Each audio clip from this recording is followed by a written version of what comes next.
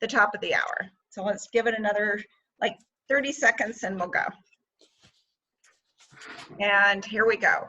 Welcome to the City of Los Altos Public Arts Commission meeting. Today is March 25th, 2021. And William, I take it we're recording, right?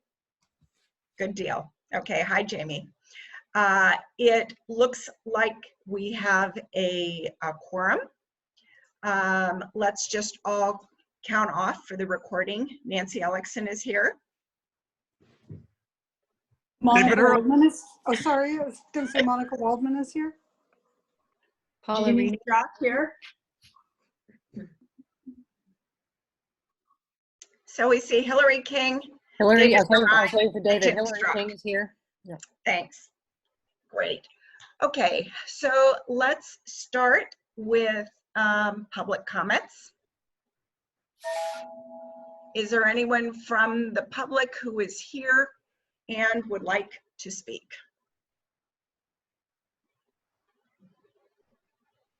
Doesn't look like it. Thanks. Let's move on to as I said, I'm going to go really quickly, so if I'm speed talking, please stop me if you have questions. Let's move first to the art donation from Arts Los Altos. And we, as you know, we discussed this last month. And I think everyone has had a minute or had some time to review the donation policy. Whoever is making a lot of background noise, would you please put your, go on mute. Ginny, I think it might be you. Sorry. If you go on mute, thanks.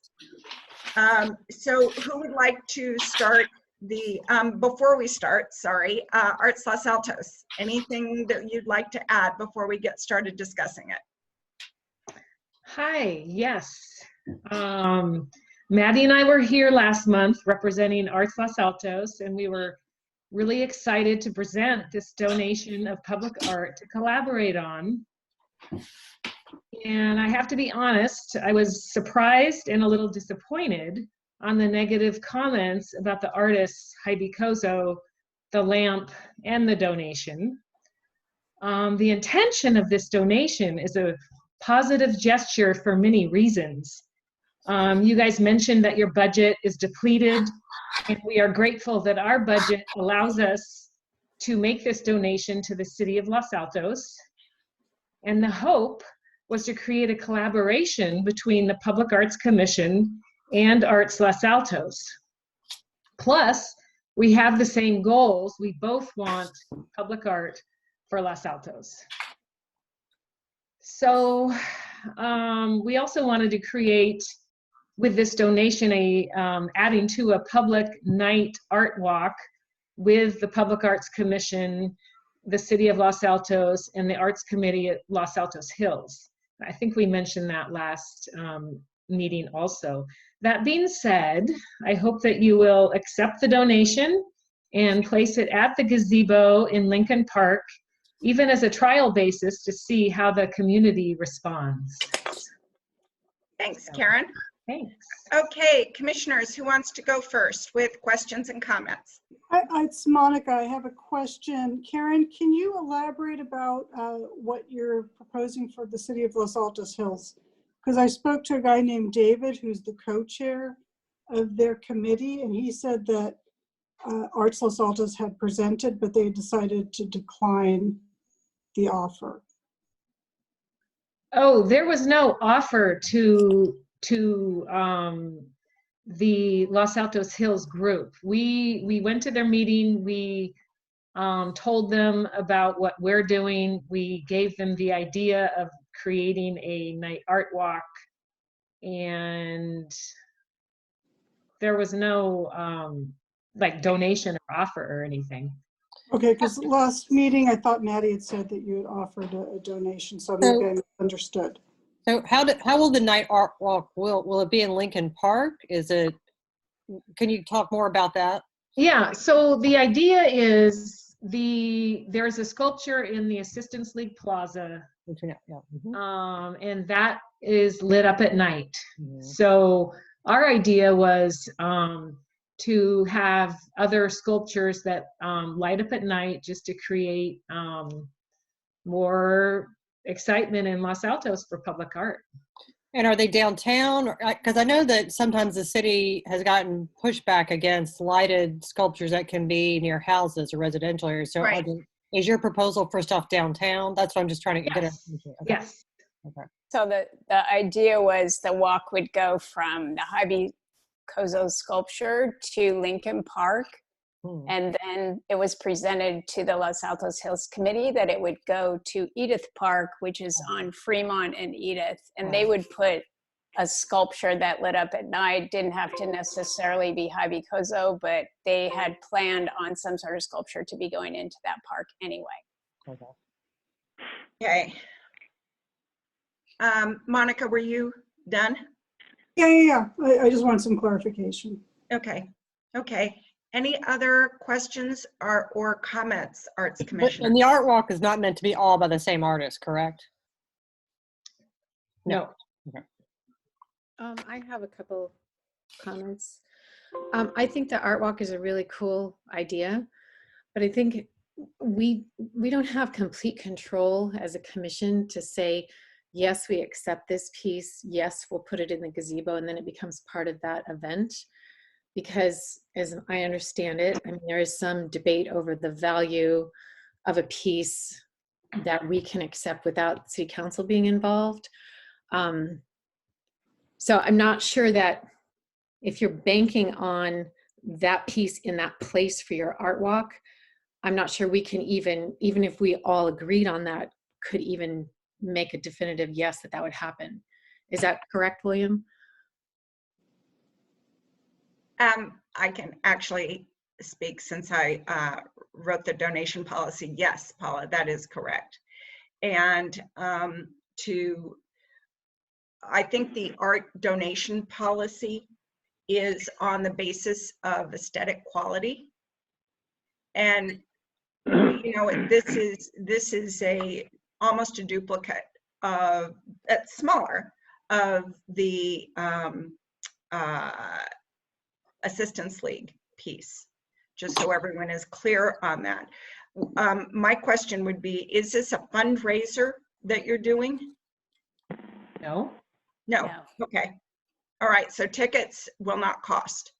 It's No, not no, it's the not a vote is one-time law. event. It's not a one-time event. It's whenever people want to do it, they would do it. Okay.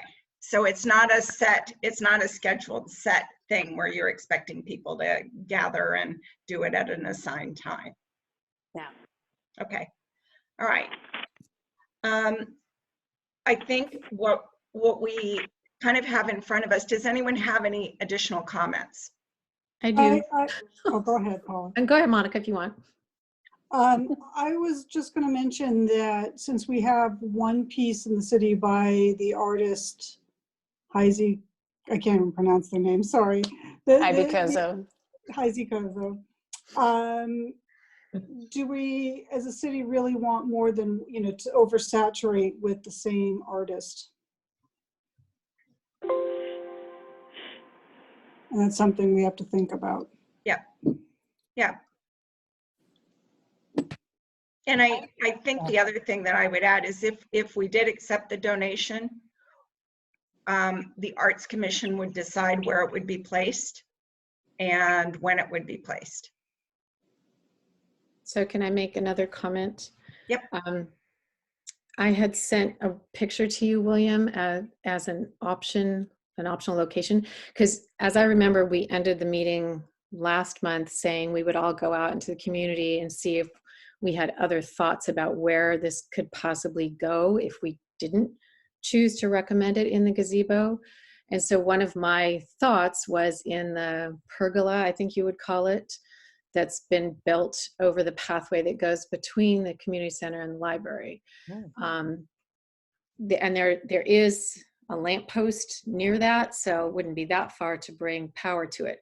But my second sort of caveat to that is whether we were to put this piece in the gazebo or somewhere else, do we have any money to fund the electrical hookup part of it, or would that be covered by the city maintenance department? William, William and Jamie. Right now, you have no budget, so you would have to find funding from somewhere, or see if another department, if you're putting it out in their municipal services. But yeah, Okay. right now you guys are in a bind. Paul, you're talking about the pergola, correct? Well, I'm actually, yes, I am. But I'm also saying, even if we were to, anywhere that we would put it, can we, I don't know, legally or according to city rules, can we accept a gift that then is either going to have to stay in storage for a period of time, or we then don't have the money to actually get it on display? Here's what I would suggest, Paula, to your point. If Arts Los Altos is interested, we are going to be working on some budget stuff over the next few months. Mm-hmm. And it might be, to Paula's point and to Monica's point, I think, if you are, willing to wait and come back with it, we can figure out whether we have the budget to do the electrical. And I had some ideas. I spent a half day looking for places in the business district and also in South Los Altos, which does need some love. And so I came up with some places as well. So if you guys are willing, how about coming back in another few months and we can do our budget, and we're going to be possibly, if the group decides, we're going to come up with a plan and go to the city to try and get some funding. And so if that works for the commission, if we want to ask Arts Los Altos to come back with their generous proposal, but give us a few months and we can actually alert you when it gets closer. Comments on that idea? Well, my comment is that there is already electrical at the gazebo. Karen, I appreciate your weighing in with that, but this is when the commissioners need to speak. Thanks. Commissioners? I actually wouldn't mind seeing it on trial at the gazebo. I would actually be interested too to hear what the residents' reactions are, because I think, would they accept the lighted near the house? But, and I don't mind that it's a duplicate. It's almost a beginning and end. One thing that does concern me is recent comment we got from the public that there's kind of a hodgepodge now of art and sculptures and murals. We got comment from the public that please do less because it's beginning to look like a hodgepodge. So I'm concerned about that. But I wouldn't mind a trial basis to see, because I'm curious to see how the light and the shadow would look coming out of the gazebo. And I would be curious to see how the residents took to it or not. But so that's my comment. Thank you. I'd like to make a comment as well. Thank you, Jenny. Jenny. Am I on mute? No. First of all, I think that the collaboration between all of the art groups in the city is really important. And I hate to see any kind of antagonism going on between groups. I think if we all have the same basic goals that we're trying to achieve, and it's very difficult for us right now with no budget. And I think being offered something by a group that has something which I personally think is beautiful. I know everyone doesn't agree, but that's what art's all about. Be offered to us. It doesn't seem very collaborative to me to deny it or to put it off. So my own... Even though we have no money to... Well, I think if the electricity is already there, why not do a trial of having it in that place? I also went over and spent time at the gazebo. The piece they're offering is not a huge piece. And just looking at how the other sculpture by that artist shines at night, it doesn't cast shadows for a very huge distance. I think it would be pretty much contained within the gazebo. I don't think it would bother the gigantic house that's across the street. It's covered by shrubs and set way far back. I can't imagine they could even see it. I think it would be really, really lovely there. So my own feeling is that we should accept it and put it on trial. Thank you. Thank you. Does anyone want to make a proposal at this point, William? Can we make a motion? Yes, we can. Would anyone like to make a motion as to accepting this piece with the proviso that we will decide where it hangs and when it hangs? Well, can we go back to my question that I didn't hear an answer, William? Is it permissible for us to accept a gift if we potentially know we might not be able to put it up immediately if it requires the money we don't have? Can we still do that?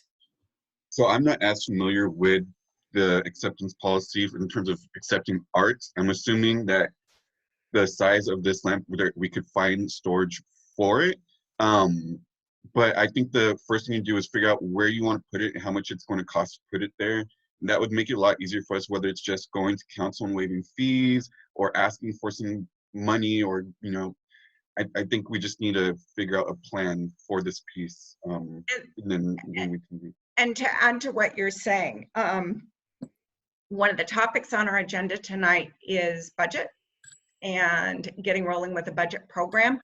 And so again, you know, perhaps rather than taking it and having it sit in storage, perhaps we figure out what we're going to do, include what we want in the budget presentation to council, and go from there. Vice Mayor Inander, any guidance from you? I'm not sure I can be, excuse me, let me get my video up so you're not talking about Sure thing. I'm not sure I can be a whole lot of help here because, like William, I am uncertain about how if we accept something, what kinds of terms and conditions are allowed or conventional or whatever for that acceptance. And I apologize, but that is not something that I'm an expert at. Okay, well, let me ask another question to Maddie and Karen. If we choose to accept your generous gift and then something happens and we get in trouble or whatever, would you receive it back? I mean, that sounds like a weird situation, but I feel like there's just some unknowns here. And are you okay if it was in storage for a few months? I think to answer Paula's question about taking it back, that would be totally fine. Our suggestion at the beginning was to try it out. And if you tried it out and you got a lot of negative feedback, we could take it back and we'll find private property to put it on. Can I make a proposal then? Can we table this till next month so that William can go back to the staff and find out what the policies are for us to accept something when we have no budget, if there's maintenance fees involved with installing it? Could we also try to find out what are we talking about in terms of electrical? We know there's electrical there. Can we maybe get pictures of the fixture so we can get an idea? Would that be possible from our Los Altos? Yeah, but I'm not necessarily keen on having it in the pergola. You know, and I think that we need to leave the placement at this point open. Okay. I was going to say, as per the policy, the commission is supposed to decide where pieces that are donated go. And Chair Alexson, if I may, Yes.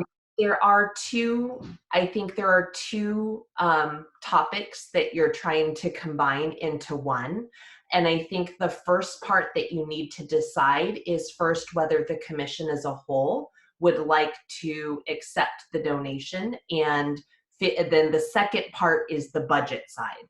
But I think there has been some two different discussions going together. And so I think the first piece is that you do need to decide as a commission if you would like to accept and where you would like to place. I've heard a few comments about trial or finding another option. And then the second part could be maybe the condition that figuring out, and that's the part that maybe Will and I need to figure out, is on the budget and what that installation might look like if the commission decides to go forward with an acceptance. So just wanted to put those. I kind of don't agree with you on that, though. I think that the budget part needs to be, I'm a dollars and cents person, the budget part needs to be first.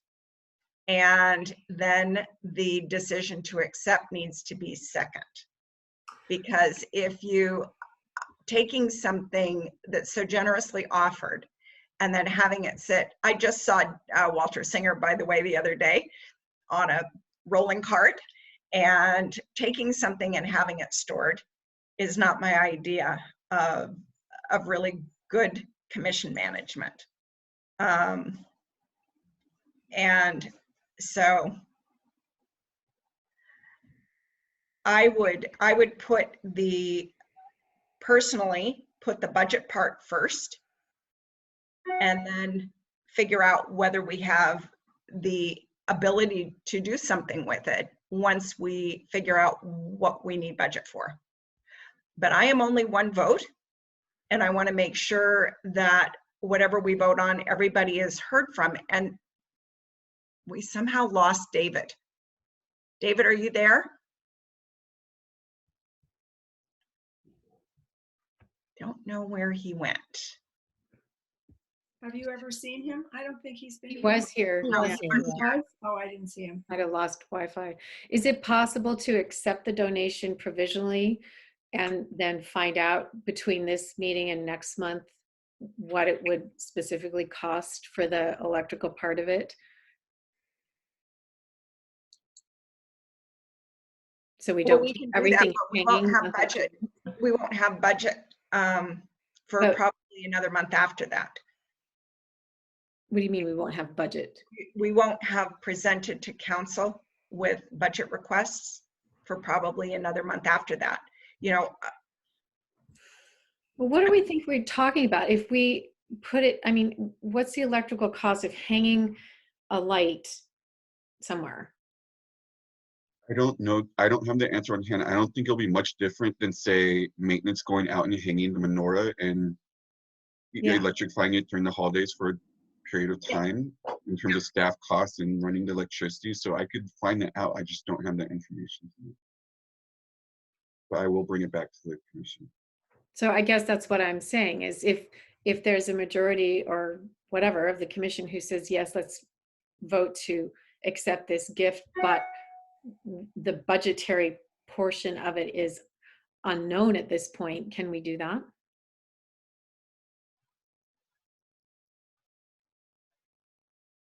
I think that was for Nancy. Is that correct? Or are you asking William? That was a question. Yeah. So yeah, so it's saying, Paula, you're saying, can we accept it sort of provisionally? Yes. Yeah. I Yeah. think that's a good. Because it just feels like we're dragging our feet. Yeah. Agreed. You know.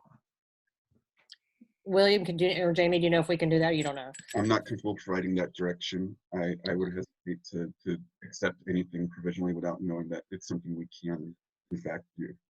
So And my recommendation would be no. And I also feel like we would not be willing to donate it provisionally as well. Okay. Guys, let me just ask. I hate to do this to you, Maddie and Karen, and I hate to drag it out. Do we want to, commissioners, do we want to get answers to our questions and put this on our agenda again next month? And Maddie and Karen, would you be willing to come back again next month? I think what we would need to do is take this information back to our small committee, our group, and talk about it, and then we'll get back to you guys. If you're not going to vote on it tonight. Chair, can I also make Anita here? Mm-hmm. And Jamie, I'm kind of directing this at you, Jamie. I think in other commission situations, what would happen is to be very clear that there is a list of the questions or the information that the commission is seeking answers to. And if there is a sense of the commission about, you know, a kind of an informal poll of desires, like, okay, you want this provisionally, if you can try it here first and then decide, or whatever those might be, those conditions, that all be known ahead of time and give staff a chance to go both verify procedurally what needs to happen, verify factually the information for any questions we don't have information, you know, right now about. And I appreciate that William is being cautious about this. And then also procedurally, how we do any, if the sense of the commission is to accept something conditionally, kind of how does that work legally for the city in terms of insurance and obligations? And Jamie, you know a whole lot more about that stuff than I do, so I'm going to shut up and let you add. No, Vice Mayor Nander covered that pretty well, and I think it would be helpful for us to get a full understanding of the questions that we would need to ask. We do have a good starting point, and so just opening it up to see if there's others that would need, because there have been other, I guess the location too is if it's seeming like the desire of the commission is to try it at the if we're looking at multiple sites, that would be additional work to figure out what that would entail. So we would also need to find out, there have been other locations that have been thrown out in discussion as well. Okay, so in the interest of time, knowing that we have a full agenda, what's the best course of action to move forward, Jamie? Should we get everybody's questions out on the table? Okay, we're missing one of our commissioners, David Harine. David, are you there by chance, and am I just not seeing you? No. He is not, unfortunately. Chair, I don't have his cell phone number. Do one of the commissioners have his cell phone number? Can maybe try to give him a text? Hold on. I think I do.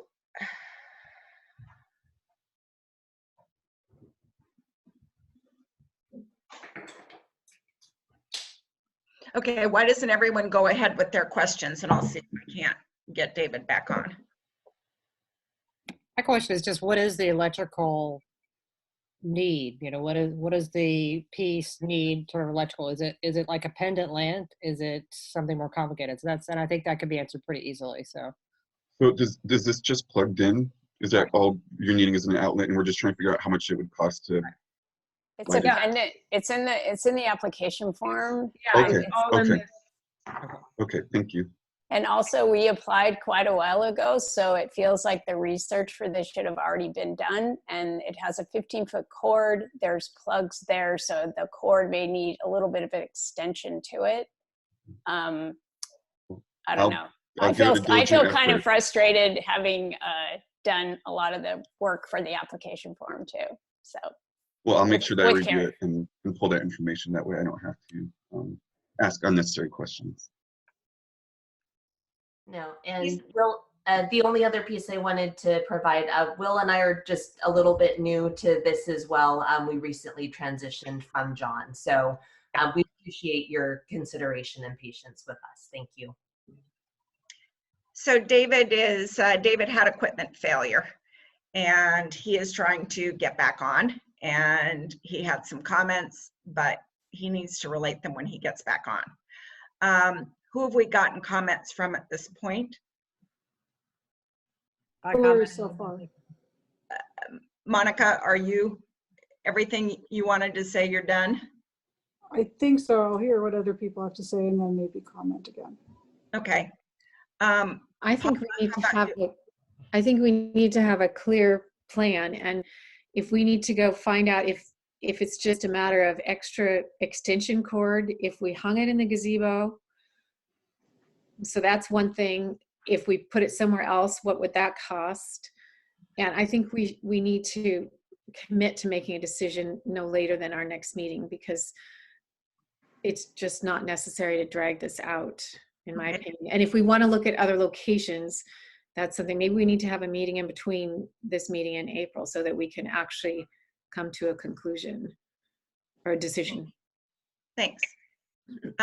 Hillary, Jenny, you both have spoken. Do you, either one of you want to add anything? No? I would say trial, but I've said my piece. I'd like to see trial and gazebo, but. Okay. I will second Hillary's suggestion. I think that we've been offered and we've already dragged it out, and I think it's unfair to the Arts Los Altos to drag it out for another month. It seems very simple to hang this relatively small piece in the gazebo on a trial. That doesn't mean that will be its permanent placement, but plugging it in sounds like a very simple task to me. Thank you, Jenny. So Monica, you're done. David is off. Everybody, it's my turn. As I said, I did a little field trip, and I found, I looked at the garden house at Shout Park, and I thought that might be a possibility. I don't want the pergola, to be perfectly honest. I just don't want the pergola. I would. You mean the gazebo?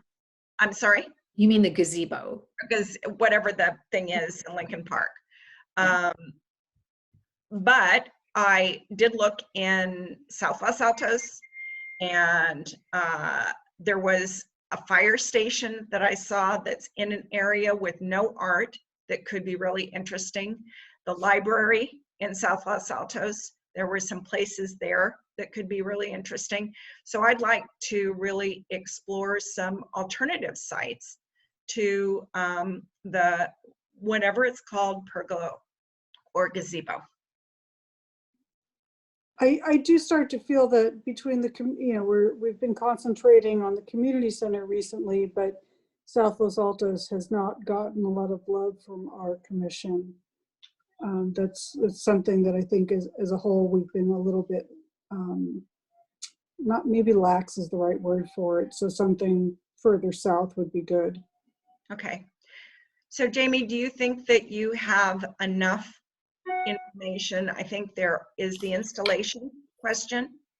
And from a safety standpoint, just plugging it into an extension cord doesn't check all the safety boxes that I would like to see checked before it's, the city has liability, and then placement and budget dollars.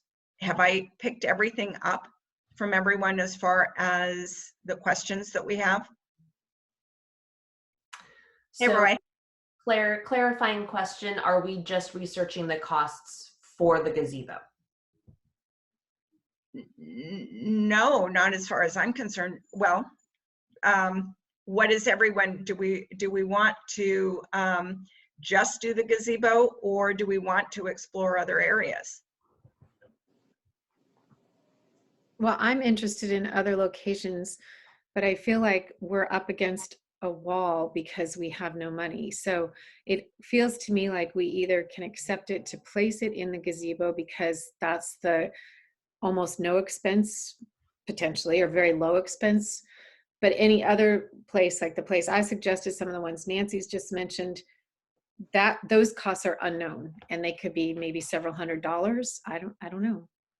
So Well, could we do a trial in the gazebo with and then talk about alternate spots? Maybe. I'm not willing to take it, personally not willing to take a piece of art that would be on a trial with a set spot. But again, Jamie, what do we do? Do we need to vote, or what do we? I think that's where initially my mind was going, is that I think we need to figure out from the commission if there would be enough support for the gazebo location. And so I think that that would be helpful. Okay. So do I just do a poll?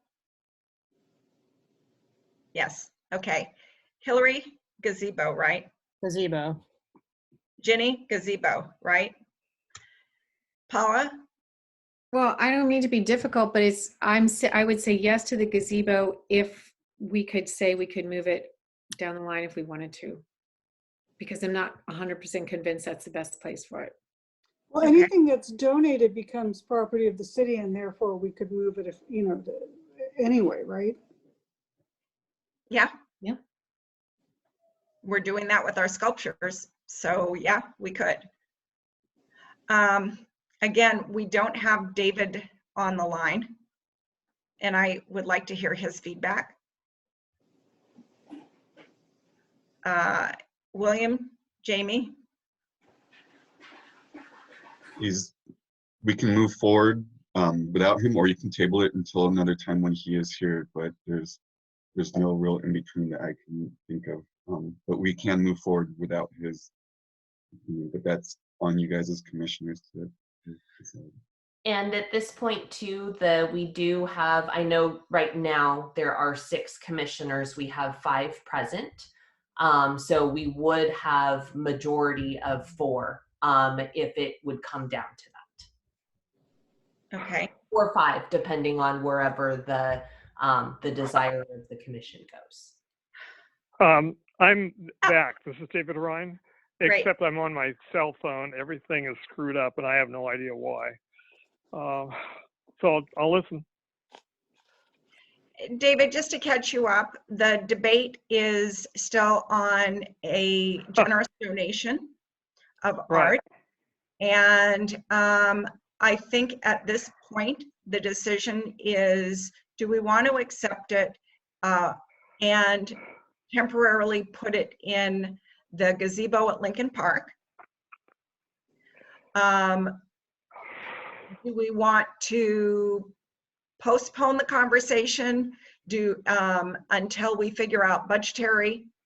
And if I'm relaying this incorrectly, Jamie or William, jump in here, please. Do we want to postpone it until we look at budget and look at other sites? Do we want to continue exploring other sites? Okay. I wish we had money. That's the only thing that I'm most concerned about right now, about Yeah. budgets.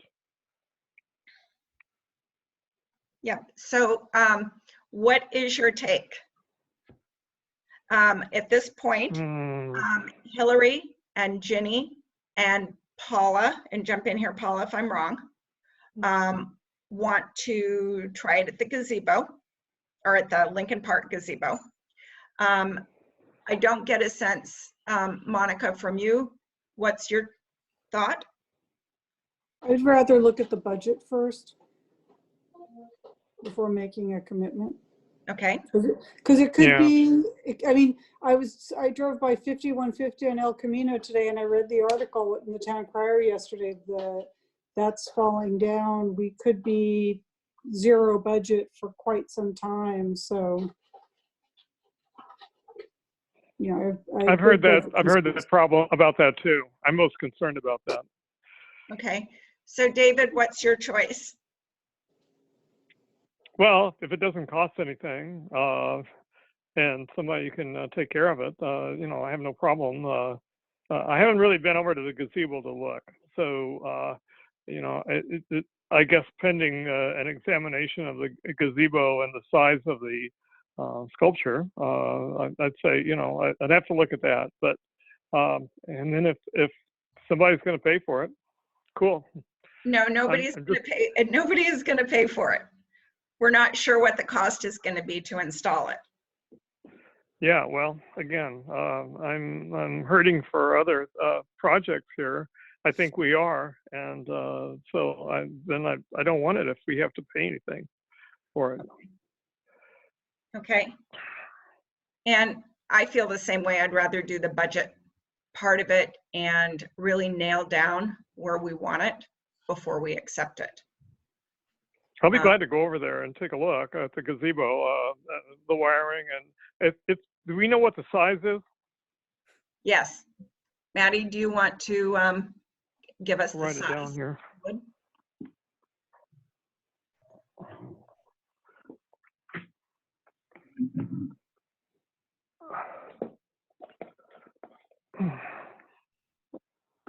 Oh. No, I can't hear. You know what? Okay.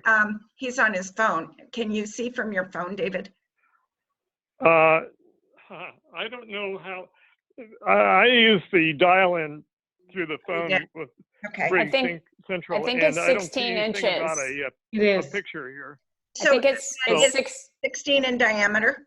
It's 16 I'm sorry, inches. It's not very 16 big. inches diameter, yeah. And the length The from same. where it would, pardon? It's the same. It's a like 16 a square. inches? Yeah, 16 by 16. Okay. So that's from where it would be, the electric wire would be coming It has a down. 15-foot cord. Yeah. Wait, it's 16 plus cord. Okay. Well, I'll be glad to go take a look and see what, but I think we really have to look at budgets. That's the main ridiculous thing that we've got here. I mean, we're an affluent community with a ghost budget. Sure, if I Thank may. you. Okay, so Jamie, can you take it off screen share so we can see everyone again? So at this point, we're at a 50-50 split. Oh dear. Do you want to make a subcommittee to go out there and look at the gazebo, look at other locations, have William and Jamie do a little bit of research on the dollars and cents, like what has other things cost to install, and we'll come back next month? It would be a lot easier for me to give you a detailed example of how much it's going to cost, knowing the location. I think that's dramatically going to affect the budget, where you're trying to install it, what you're trying to install it. So Well, it's not how much it's going to cost. Do we have any money? No, you we do don't not. have any money. You don't. If we have no money, it doesn't really matter how much it's going to cost, unless we want to give money. But it sounds like the gazebo is not really going to cost anything. Yeah, and the artwork is a donation, so all you have to do is plug it in. Right. But that doesn't cover the safety part of it, of hiding the cord and that kind of thing from a safety standpoint. I realized that if we were putting it in any one of our homes, you would just plug it in and hang it. Very simple. But so I think since I actually think, and what I would, Jamie, would you suggest that we go out, form our subcommittee, and do a field trip on it? Wait, you know what? We decided at our last meeting to do this individually. We said, everybody go out and look around at other places. I don't think we need to form a subcommittee to do what we should have already done. And some of us did do. I'm sorry, but it just, I agree, and I don't want to drag it out. we're going to kill ourselves with subcommittees on this commission. Right, and I agree, and I don't want to drag it out. I understand Nancy's point, but I do feel like we're dragging it out quite a bit, and they have done a lot of work on the application. So are we have what, how many commissioners do we have here? 3 and 3. We have 6 commissioners, and we're at a tie. And Gonna need to break the tie. We need a tiebreaker. 7. Well, someone was recently killed on Zoom, so while they were in a meeting, so. What? Okay. Wait, one request. Bill, would you send me my another invite here? I keep getting garbage when I try to connect. Can you resend the Ring Central to me? He's nodding yes. This is William. Yes, I will. Okay, just, yeah, do what you did before. Just do it again now. Okay, thank you. To break this, because we really need to move on, or we're going to be here until 9 o'clock at night tonight, which is nothing for our commissioner or our council meetings, but unusual for this meeting. So what about accepting it and figuring out then what we're going to do, and then giving it back if we can't get the budget to hang it? Yes, perfect. That sounds But good. Okay. But I cannot vote with putting it in Lincoln Park, in the pergola thing in Lincoln Park. And so I would not accept it with that part of it. And I just have a problem accepting it with putting it in a place that we have no idea whether it's going to work when there are other ideas for other places for it. Okay, so what if we accept it and then we agree to have a meeting in 2 weeks with just this one agenda item after everyone has had more time to go out and look at other locations, and that meeting's purpose would be to choose the location to recommend to City Council, right? Don't we still have to do that piece of it?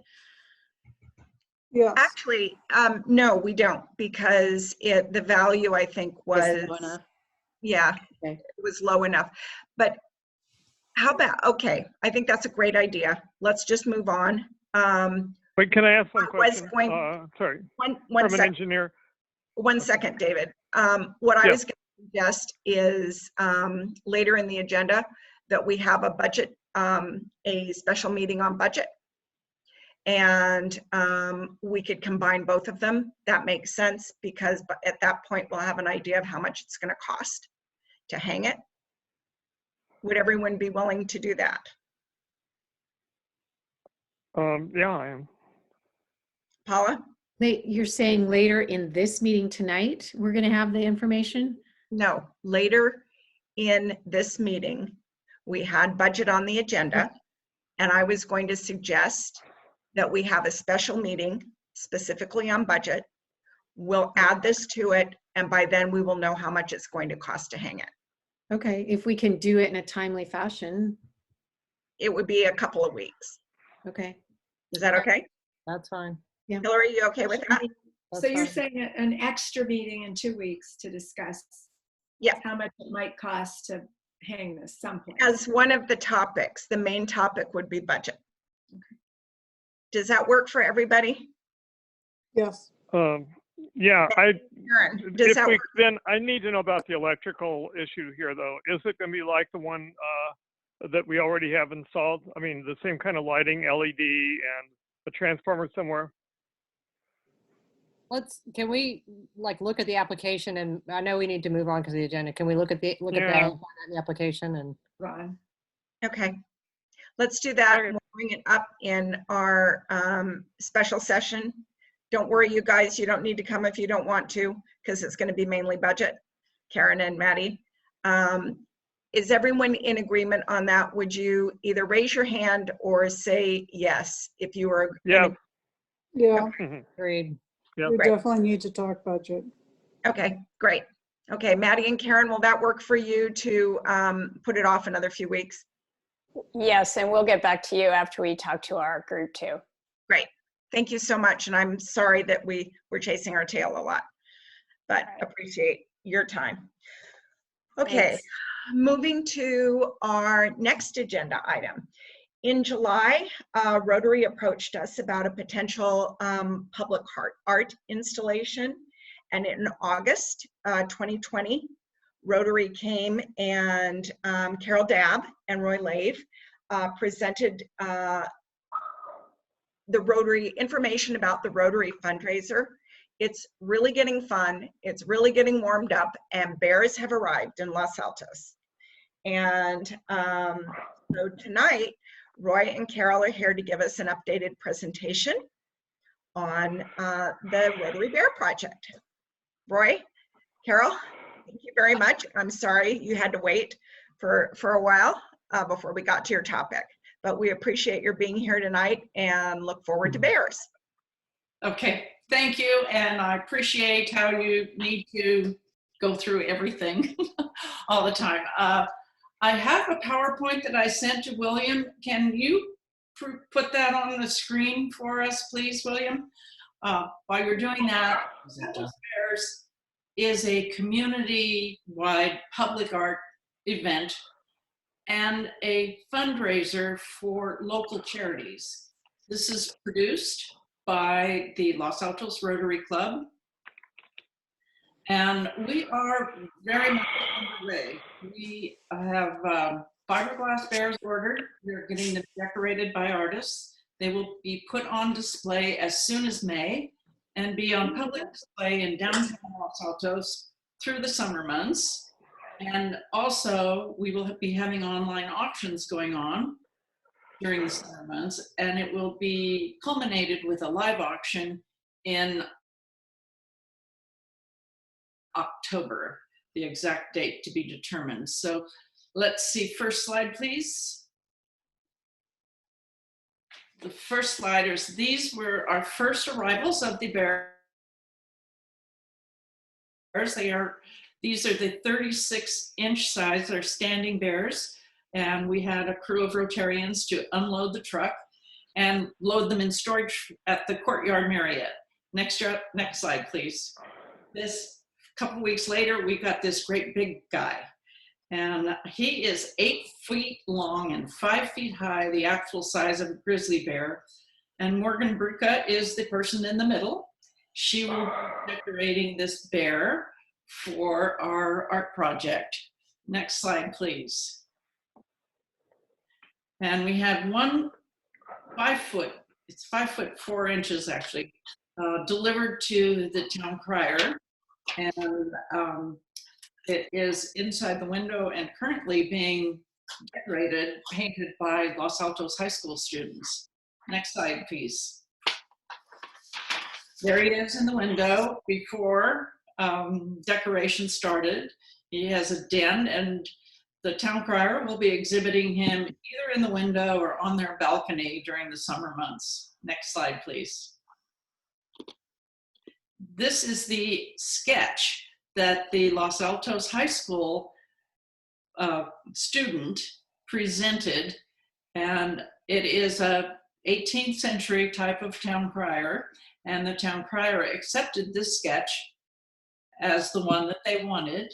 And Emily Shue is her name, and she has 2 of her girlfriends, so all 3 of them are seniors at Los Altos High, who are in process decorating this bear. Very fun.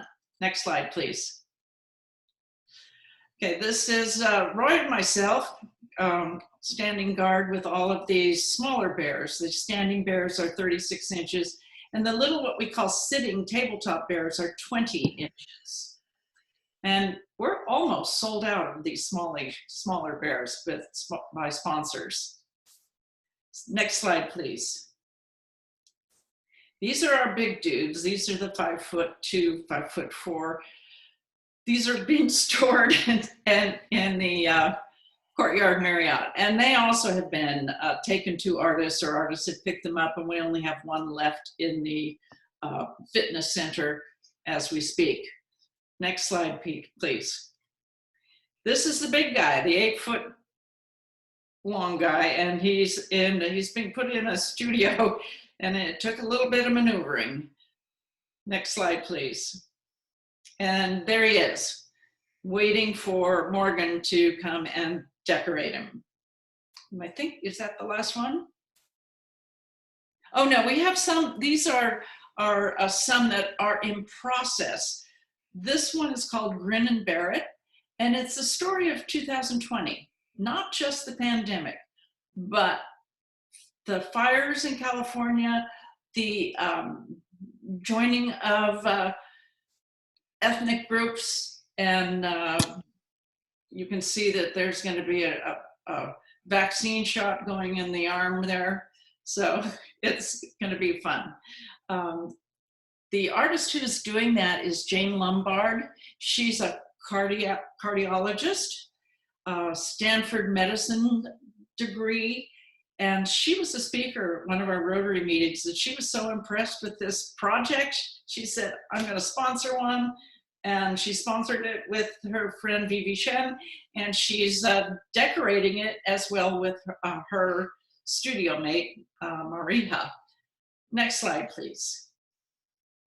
This is going to be a Cupcake Bear. She's almost going to be finished. I just got some slides today.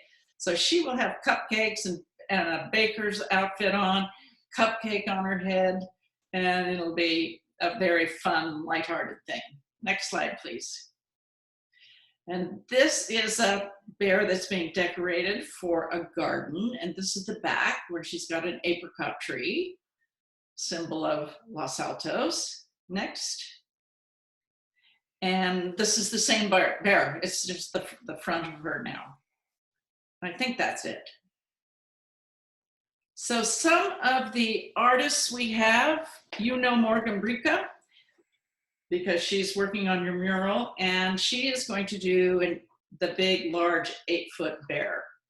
We also have Karen Druker, and you should be familiar with her name, I would imagine, because she's put on the virtual shows at the library and also the History Museum.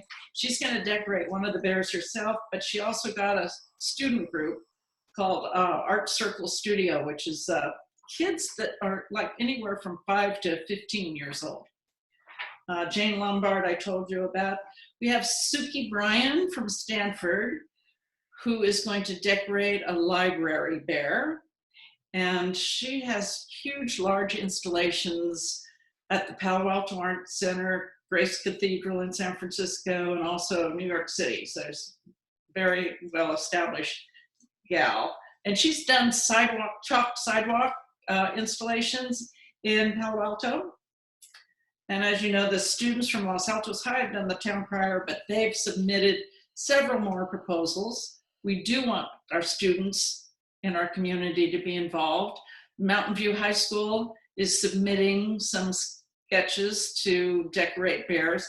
And I've just asked the Freestyle School if they would like to participate. So I think that's all for me. And if you have questions, please ask Roy or myself.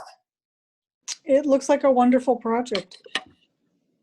It is. It's already starting to be lots of fun. How long, and I know I should know this already, but how long, once the bears are unleashed upon the city, how long will they be displayed for, the ones that are large enough to be displayed in outside? So they all will be, I think all will be outside, and we will start putting them out as soon as they're ready. After the artists decorate them, we have to take them to an auto body shop and have them clear coated. So when they're all ready, I would say maybe mid to end May, we'll have some bears on the streets. The smaller bears we will put on top of the wine barrels that are in front of the restaurants and secure them so that they cannot be stolen. I don't think anyone, I was gonna say the 8-foot bear's not getting stolen. They'd be hard to run down the street with. Hillary? Will they have a mark or anything knowing that this is a Rotary project, so it's just kind of a branded Rotary project? Each bear will have an identification plaque on it, and will have the title of the bear, it will have the artist's names, and it will have the sponsor's name, and it will have a Rotary logo.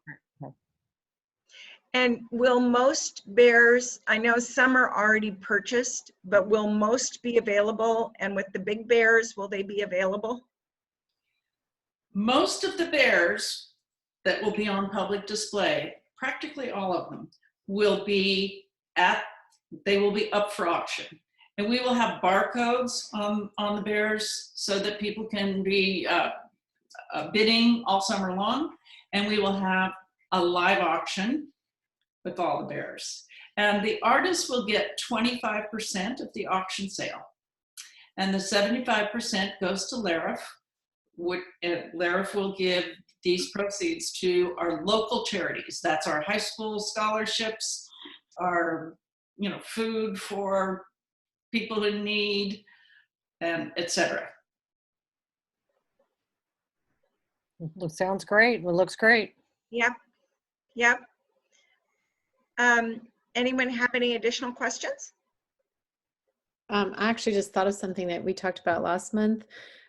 We sort of formed a subcommittee with Hillary and myself to do some sort of a public art project related to your project, like maybe some sort of chalk drawing of bear prints or something. And we haven't done any work on that, but we were going to run that by you guys to see if you had any input or thoughts on a community project. I don't know if it would be connected maybe with Farmers Market one week or some other event, All of that would be really good, because one of the goals for this project is to celebrate the end of the pandemic. The bears are coming out of hibernation as our citizens are coming out of hibernation. The other goal is to bring visitors to our town, to have them come and look at the bears and spend money shopping here and eating and dining here, as well as raising funds for charitable causes. So anything that you want to do, we are totally willing to cooperate and would love it. Can I speak to that for a moment? Sure. Okay. Because Carol and I had coffee a couple of weeks ago, and we were sort of brainstorming a little bit about how we could work together on community projects that would promote the bears. And I know we were talking about, as a commission, about having maybe a chalk art kind of thing during the farmers market. And we were thinking that maybe we could do one artist, if we could get an artist who's doing one of the bears to come to the farmers market and perhaps help with the project. If an artist would be willing to do that, we could perhaps do one in May, do one in June, and then maybe do a scavenger hunt, or one in April, one in May, and then in June, when they're all up, we could have one or more scavenger hunts like we did with just the public art, where people could go through town and find the location and find the bear, and then read a little bit about the bear. And maybe we could get another donation by a local merchant for prizes, perhaps. What a great idea. So, Yeah. Great idea. And the scavenger hunt on other fiberglass animals that have gone on throughout the whole United States, the scavenger hunts have been very popular and a lot of fun. So that all these are good ideas. Well, since we haven't talked about the haiku yet, our community art event, you know, maybe what we want to do is redirect some energy towards supporting the Rotary event. And oh, I did have one question though that I thought of. Is Rotary Art Show going to happen, and will this be part of Rotary Art Show this year? It won't really be part of the Fine Art in the Park. The Fine Art in the Park will take place August 14th and 15th. Okay. So the bears will be already on the street. That doesn't mean we aren't going to have some bears at Fine Art in the Park, and possibly even have some more sold or sponsored that can go later on in October for the auction. Do you have a social media campaign for the bears? Do you have a hashtag, Downtown Bears or something? We have a website at this point, and we just had a meeting on Tuesday, and we need a social media person. We need desperately, because we don't have one right now to help us with the marketing on social media. So, arts commissioners, do we want to form a subcommittee? And I think I know who wants to be on it, to come up with some ideas where we can support Rotary's effort on this? Will this be different from Paula and I, or do you want to make that the same, Paula? No, I was thinking it would be you, Paula, and Ginny probably. If you guys have got the time and if you have the interest in doing it, I don't want to, you know, it's up to you. Who would like to volunteer for it? I mean, I'll help, sure. Yeah, the same. It depends on how involved it We have a committee, so I'd like to help you with that. Sure thing. But the one thing good about this is Rotary is not asking you for any money. Good thing. We Would like you like to hearing give that. us the money? No, Rotary is not asking us for any money, which is great. But and Okay, well, so certainly we can spend some time either as a group or individually or as a subcommittee. well, so but that does bring up a question. If we were to come up with something like chalk drawing, would you be able to give us money to buy the chalk? Would Rotary be able to donate that? Yes. What did I say? No, I'm just thinking it's just so pitiful that we have so I little. know, I know. You know, pitiful. is that something, if we could do time as our support, could you possibly donate materials? Sure, we can donate materials like for chalk. That's Yeah. inexpensive. You make an ask at one Rotary meeting and we could get, however much you need, not 1,000, but. No, it might be like $100. I mean, not even that. That would be a lot of chalk. Yeah, it would be a lot of chalk. But, Yeah. so would someone like to make a motion as to I think identifying a subcommittee and just agreeing? Do we need to do that, Jamie, to just agree that we're going to support in a couple of different ways the Rotary in this Bear effort? If you're going to form an actual subcommittee, I prefer that you guys do appoint these members, make it an official subcommittee. So make a motion to form the subcommittee and appoint. Okay, I'd like to make a motion then to form a subcommittee to support the Rotary effort and come up with some ideas that we as a commission could possibly help with. Low budget ideas, of course, but as a commission that we could possibly help with. Anyone like to second that? I'll second it. Okay, looks like we have 2 seconds. All in favor, either raise your hand or say aye. Aye. Great. If you want further information, our website is really pretty good. It's losaltosbears.com. And my contact information is on the website. So you're welcome to email me or call me if you have further questions. Can you hold on, Carol, just 1 second? David, did you, I didn't hear a vote from you. Was that a Aye. yes? Yeah, I'm sorry. I'm still trying to get logged on here again. Okay. Without the phone. Yeah. Aye. Okay, so we have the unanimous that we will have a subcommittee, come up with some ideas, and even though I'm not on the subcommittee, if you need my help, just call me, Carol. Thank you. I'm happy to. Thank you all for your support. This is a gift for all of us. Yep, it is. William, you had something that you wanted to say? Yeah, just please be careful with Brown Act because that does put you at 4 mission members. Okay. So just I'll please wait be and see mindful. what the commission. I'll wait and see what the commission comes up with, 7. or that subcommittee comes up with. Okay. Okay. Okay. Anyone have any further comments or questions before Carol and Roy mute or leave? Okay. Okay. Well, thank you for your time. Thank you so much for coming. Take care. Okay, moving on to the Walter Singer bust. Oh gosh. We can't have any crying on the phone, David, please.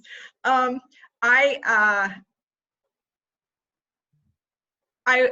did some phone calling to try, it kind of was one thing led to another. I think I told Paula and David I would try through a couple of contacts to get some bids on the base for the bust. The first bid that I got, which clearly was not serious, was $25,000. And just so that William and Jamie know, there is $10,000 that is earmarked for this project. I tagged along on a field trip with David to History Museum, the barn, and saw Walter Singer, found the signage for Walter Singer, so we know that we have that, and helped David take measurements. And David, do you want to take it from here? Can you hear me? Yes. Okay, I'm sorry. I am really trying to get reconnected. And I don't know, something just went totally crazy here for the first time. Okay, I did write a bunch of notes and for a quick report. I visited twice Nancy with me the second time, and I was looking at the size and the way it had been mounted. So there's a couple of studs that go in the bottom, and I've got one of them now so that I can actually figure the size.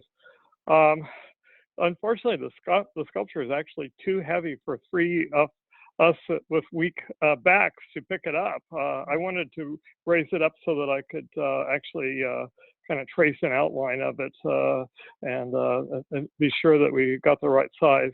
I think we do anyway, but it's going to take some strong people with good backs to actually mount this thing.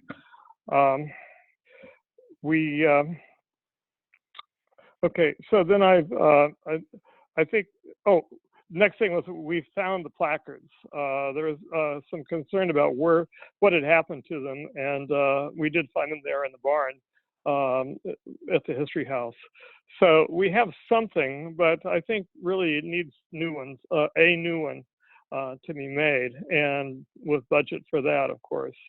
I've been doing a little study of how this thing could be mounted with a base, and so I've talked with a retired architect from Stanford who has some ideas. Probably the best thing that I've done, and if anybody's had a chance to look at the Rodin Garden at Stanford, you can see a bunch of sculptures, heavy bronze sculptures that are mounted there, and they're mounted on concrete bases. One of the things that occurred to me in doing my study was that the nice thing about concrete is it's very heavy, and a base that I think we would want to use for this would weigh about 1.5 tons. I don't see people picking it up and easily and sealing it, and I think that's an issue here. We have not found a contractor for the base yet. I really wish there was some department in the government, because I don't think we're really qualified to be doing this, but we are, Nancy and I have been making some contacts trying to find a company that would do concrete work like this. It seems like the ones that we've found so far are quite busy doing big jobs, and so this is kind of a piddly thing for the companies that we found. So I don't know, I wish I would, in companies that I work for, there's like a purchasing department. You go to them and you talk with them, and you have a list of people that would do something like this. At any rate, I made a drawing of a proposed base for this thing. It's based upon the height that it was at when it was on display in downtown Los Altos. And I think I pretty much got that figured out. And that's where I came up with the 3,000 plus pounds weight if it's made in concrete. So the next step would be trying to find a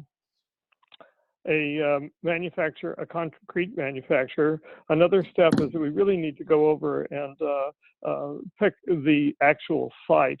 I've heard several proposals for sites there, but I really think we need to form a subcommittee and go over and look and actually taking my proposed drawing, if the subcommittee's willing to buy that, and see where it might go. So I don't know, anything else? Or have I just been talking and not, what? David, when you talk about it being 3,000 pounds when it's done, 3,000. Would we have, I mean, a company would make the base and deliver it, but would city workers then take the bus and move it and physically pick it up? This is what I think. Or do we have to have a professional installer do that? Okay, here is my proposal. Pending what I might learn by talking with a contractor that's willing to do the work. These bases are made with a wood pattern mold. And so, and the molds are easy, and they're cheap. I could make one in my garage. You take the mold and you take it over to the place you're going to do the work, and you bring in a cement truck and you do the work there. So no, I don't really think it's a good idea to try to pick something up of any kind of base and pre-make it and take it in there. I think we would want to make it there on site. So it's kind of a final thing, but that's exactly what happened with the last base. It was made on site. I'm almost certain. So Yeah. Does that answer? Yes, yeah. And you also had said when you looked at the plaques, you said something about you thought that they should be redone. Are they in bad shape or what? Okay, yeah, no. Yes, I will explain. So there are 3 plaques that are stored there at the History House. One of them is really just about the where it was, the plaza there. So that's irrelevant. The other 2 are about the sculpture and the person that made it, who, by the way, is dead, so we don't have her to ask questions of. We could just use one of or both of those, but it's been proposed in our meetings in the past that we have a history of Walter, and I think that kind of makes sense, really, and have that as a part of the plaque. In other words, the plaque I think should have Walter's history, a very brief one, and then the name of the artist and when it was originally made. If we do that, which doesn't have to happen right away, it could just be a photo engraved bronze plaque. I mean, heck, I'd make one with my Adobe Illustrator and take it to an engraver. That's easy. And if you look at the plaques at the Rodin Garden at Stanford, you'll see that's what they've done. It's an easy thing to do. But we don't have to do anything at first. We could, if budget is a problem, we could just forget that. There is a question about who puts it all together. I really would like to talk with the city maintenance people, because if they have installed Dancing Man and if they poured the concrete for that, then they would know how to do it. I know how to do it, but I don't want to. So, you know, it really depends. Or we might just get, if we can get the right concrete manufacturer, contractor, have them do the whole thing. Questions? Thank you for the great overview. I think that's a good point that David has, that maybe there should be a brief explanation of who he is and his life. And what he by meant the Well, way, he had an interesting life. and by the way, Walter had an interesting life. David, I Yeah. think as we all know, months and months and months ago, I contacted the city historian, and she wrote the article in the Town Crier, the most recent article, and she is willing to write something. And for the plaque, we just need to give her a word count. And so it was kind of ready, set, wait. And I think the first thing first is to identify the vendor. One thing. And a location. And the final location, which is over in the Rotary, or is it the Rotary? In Lincoln? The Chamber of Commerce. Chamber of Commerce. Chamber of Commerce. Chamber of Commerce, right. And so just a couple of things. William contacted Manny, I think it's Manny Hernandez, who's director of public works in the city. He said that is not something that he knows anyone that does it. And so I actually went back and said, and asked if he could check and see if he can identify a vendor, because we're not, as a commission, I don't think any of us have ever done big city purchasing and know the process for city purchasing. And that is something that needs to be done by a member of the city staff. And so I don't think on this, I don't think there is anything to vote on at this point. We don't have a vendor yet to pour the base. We do have a subcommittee. The subcommittee is Paula and David. And You should be a part of that too, Nancy, because I was just going to say I'm more than willing to join it. And William, we can do 3 on a Yeah, I think you should be on it. Yeah. Right. Okay. Sorry. So if it's okay, I will become a member of that subcommittee. Is there anything else on this or any other questions? Because I'd like to make a suggestion once we are done with this topic. So just to clarify really quickly, are we still waiting to see if this is something that can be done by the city, or are we still looking for outside vendors? Both. This is going to go out to bid. So just the scope of the project, it's a CIP, and the amount of money that it is likely going to cost, it will have to go out to bid, and we'll have to select a company that does pay fair market wages and all that. So it will be a whole project, and we'll work with engineering and staff and all that to push it through. But this isn't going to be something where our parks or maintenance guys are out there putting it all together. This is going to be a lot more complex than that. And so I can almost guarantee you as commissioners that it will go out to bid. In the interest of, this has been dragging for Paula a year and a half. Too long. Yeah. A long time. And my suggestion is, and I think it's too early to do this now without having a vendor, but my suggestion is we need to find a vendor and put a stake in the ground as far as when we want this completed by. If we don't do that, we're going to be a year and a half from now, and Paula and I are both going to be smiling and waving because we're going to have been termed out.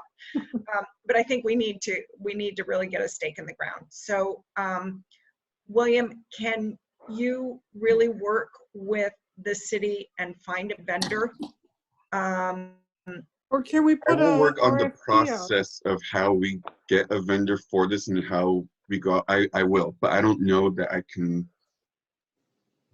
I will put the process together, and I will be diligent and as quick as I can. Thank you. Thank you. And this Okay, and we've sent out the drawing for two different potential contractors. So, but I sent it to you, Bill. So you got it. You could send it to other people if that's okay. I will keep those contractors in mind, although I don't know that I could give them any more consideration than anybody else out there without making a fair public process at this time. That's just my obligation. I'm sorry. Just be forewarned, we're going to be bugging you about this because we want to get it done. So just to reiterate, William, you're going to look for contractors, but should we put out, should you work with the subcommittee instead and come up with a proposal, a request for bids, and then put that out there and see if we get any bites? Is that how it should work? Yeah, now that's a lot closer to what I'm anticipating this is going to be. We're going to have to put out our own scope, deliverables that we expect, and they're going to have to come and meet what you guys want. So you're going to have to put together, this is where we want it, this is what we want, and we got to find who's going to give us the lowest bid, matching all of your guys' expectations. Okay. All right. That's how I believe this is going to have to go. I'm going to make sure and confirm. I can't confirm it this evening, but I'm on it for you guys. And can you double check what the dollar amount is when we have to do something like that, just so we know for the future? Oh, Jamie knows. Oh my God. It's $10,000, isn't it? So the budget that you have is 10, but anything over 5,000 is something where we would need to be required to get multiple bids. Right. So it would probably David is there. And glad to see you, David. So yes, and as Will mentioned, what might be helpful, since there is the subcommittee, is to finalize what that scope of work is, because there's been discussion on kind of compiling, placing, the actual pouring, the design, all of those pieces for the base, making sure that that scope represents what your expectation is, and then that will feed into that process, because the vendors would need to know what pieces they would need to actually bid on. Okay, we will get that to you by sometime next week, by hook or by crook. We will. Okay. I'm sorry, and I don't mean to be rude, but we need to move along a little bit. We have outside speakers and we're already late in starting that. We had 2 more topics before we got to community center. That was the budget report and the haiku community art event. Would everybody be willing to move that to the end of the agenda so that we could discuss community center? Yes. Do we need to take a vote on that? We do. Would someone please make a proposal? It's items. Proposal to move the 2 items from the remaining agenda to the end of the agenda. I second. Aye. Okay, great. Morgan and Linda, apologies that we are 7 minutes late in getting started. So it is yours. Take it away. Great.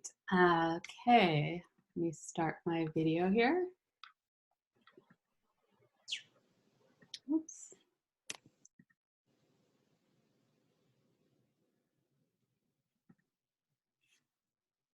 All right, here I am.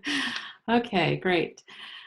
So thanks so much for having us here this evening, and we're very, very excited to present these designs to you. So these are initial, this is our initial design proposal to you and for feedback. And let me share my screen here. And I'll start my presentation. So I have about a 20-25 minute presentation, and that goes through the background and the research that I did, and then also shows the design ideas. So, okay. So also, if you want me to pause at any time so you can look at the slides for longer, just say so. Before I get into my presentation, I'd like to acknowledge that I'm speaking to you today from my home, which is located in the Adobe Creek watershed. And as we're all aware, we're in the midst of a prolonged drought, so the creek is pretty much dry during a time when it should be filled with water. My home is in what is now called Los Altos, a place name that's only been around for 70 years. It's important to acknowledge this short history and what a privilege it is to live on the historic land of the Puchan and the unceded ancestral homeland of the Muwekma Ohlone, a place holding a much longer and deeper history where families have raised children and cared for the land for thousands of years. The Muwekma Ohlone continue to live in the Bay Area today. I recognize that I benefit from living and working on their traditional homeland, and I express my gratitude and respect for Indigenous elders, past, present, and future, who stewarded this land using a practice of reciprocity throughout the generations. Before I get into the particulars of the design, I want to set the stage with a historical background. As I just mentioned, the city of Los Altos is actually quite young, even by Bay Area standards, incorporating as a city in 1952, after serving as an informal railroad town since 1906. Prior to that, part of the land was owned by Sarah Winchester, and prior to that, it was Rancho San Antonio, one of the Mexican land grants. I've shown it highlighted in green on this map of the ranchos of Santa Clara County. And for thousands of years before that, it was the historic land of the native Puchan. We don't know if any direct descendants of Puchan are living today. However, their closest relatives are now known as the Muwekma Ohlone tribe, and they're still here. Many of them live in the East Bay now. As we outlined in our proposal, the designs I will show you today are based on the watersheds of Los Altos. And I want to review the 2 main reasons why we're focusing on this aspect of Los Altos for the new community center. So first of all, this reflects our community values of appreciation for our natural environment. And I got to witness these values firsthand when I curated the Shaped by Water exhibition at the Los Altos History Museum about the past, present, and future of water in the Santa Clara Valley. And the feedback I received from the docents and visitors just reinforced my perception that our community really cares about their natural resources. And I still hear from the museum about how people remember it as one of their favorite exhibitions. One of the interactive displays we had in the exhibition was a Creek Stories bulletin board where we'd cut out wavy pieces of blue paper that people could write down their stories and experiences with our local creeks. And by the time the exhibition closed, we'd collected over 120 stories. And I recently contacted the museum and they were able to locate the written stories and loan them to me so I could review them, and I photographed them to be able to share this with you. And I want to share one of them, a poem written by Isabel Alvarez, who was 9 years old at the time. The poem is entitled Where I'm From, and it reads, I am from babbling brooks, where many beautiful rocks lie. I am from spilling streams and many droughts. I am from precious pebbles and sandy shores, from little coves and shallow waters. In my creek bed, there is a precious moment. I am from there. Pretty amazing, 9 years old, huh? So the second reason to focus on the watersheds of Los Altos is to closely integrate the mural with the community center site and design.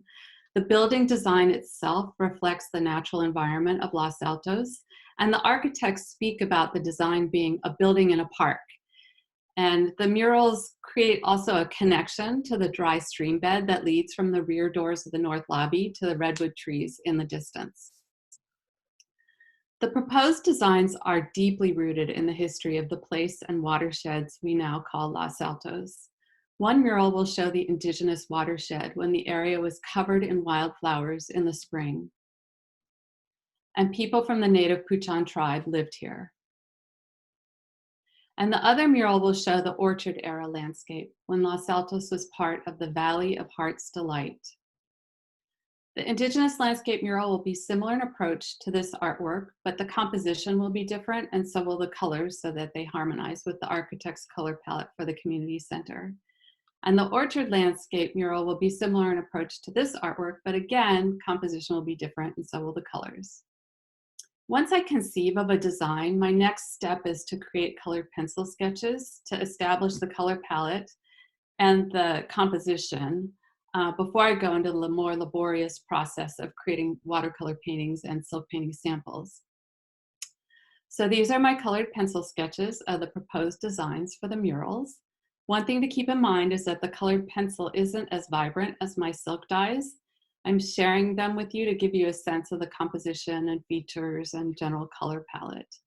So here's a side-by-side example of similar silk paintings compared to the colored pencil sketches to set your expectations for what the final murals can look like in terms of being vibrant and colorful. So now I'm going to go back to just the colored pencil drawings to explain more about them. These are based on a section of Permanente Creek. The top design shows the Indigenous landscape, and the bottom design showing the same section of creek during the orchard era of Los Altos.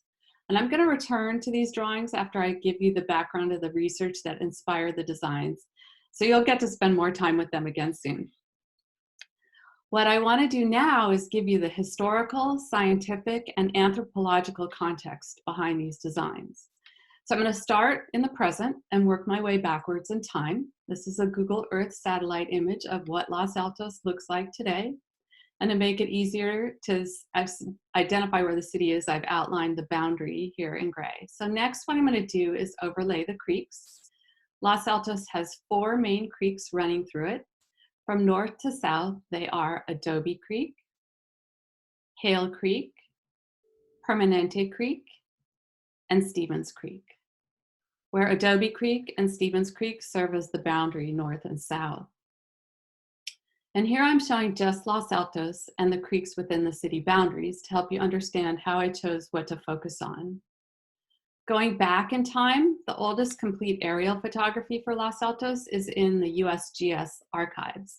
And they have this amazing black and white film imagery of the area from 1948. Again, I'll highlight the boundary of Los Altos here in orange so that you can identify it. And it's interesting, these photos were taken 4 years before the city was actually incorporated. And much of Los Altos was still apricot orchards. So this was a really distinctive time in the history of the landscape and watersheds of Los Altos and the greater Valley of Heart's Delight. And here's a close-up of some of the hundreds of acres of orchards in Los Altos. It's interesting, this photograph was taken during the post-World War II boom years between 1946 and 1952, when there was a really large influx of residents and school enrollment in Los Altos increased 400%, yet there were still so many orchards. So going back in time even further to the indigenous landscape and trying to understand what that might have looked like, I've consulted several resources. And one is this important historical ecology report by the San Francisco Estuary Institute on the historical vegetation and drainage patterns of the western Santa Clara Valley, which includes Los Altos. They created this map of what the landscape and watersheds most likely looked like when California became a state. And their work is based on written accounts from Spanish explorers' journals, Mexican land grant court cases, general land office records, and early travelogues, photographs, both landscape and aerial, and maps, for example, Mexican land grant maps, property maps, soil surveys, and US Geological Survey maps. So I'll highlight Los Altos in magenta here, and you can see that it was mostly oak savanna and chaparral. So here I've zoomed in on the part of the Mexican land grant map that I showed earlier that shows Rancho San Antonio bounded to the north by Adobe Creek, which was named San Antonio Creek then, and to the south by Stevens Creek. And chaparral was generally considered subprime farmland, and there were extensive sections of it between Adobe and Permanente Creek and south of Stevens Creek. And you can see the absence of Mexican land grants for that land because of the perceived uselessness of the land. But Los Altos was considered prime, so that's why Rancho San Antonio got established. And this is a diseño for Rancho San Antonio. Diseños were hand-drawn maps required to accompany Mexican land grant petitions when California became a state. And I love how this map shows the creeks as straight lines, and then an area of chaparral at the bottom, as well as some oak trees dotting the landscape at the top. And this is a map by Alan K. Brown. He mapped what Palo Alto looked like in the 1840s. Adobe Creek is shown in the lower right. Back then it was named Arroyo de las Viegas. And the map and legend shows that the area south of Adobe Creek was dotted with white oaks. And this is a 1906 aerial view postcard of Sunnyvale, looking north towards the land that includes Los Altos. And it shows large oak trees dotting the landscape, giving a sense of what the oak savanna once looked like. And this photograph from 1907, this is actually from 1907, looking north on Main Street of Los Altos, and still shows a few old oak trees remaining in the landscape. And I love that you can see the shadows of the people assembled to take the photograph here in the foreground. Now I want to go back to the present day image with the city boundary and creeks overlay as a reference.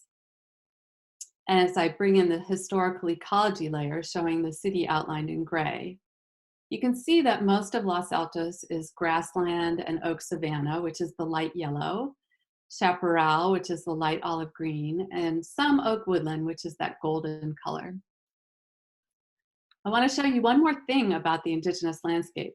This map comes from this wonderful online tool called Eco Atlas, and it's produced by the San Francisco Estuary Institute. And I'm showing the outline of Los Altos here in gray.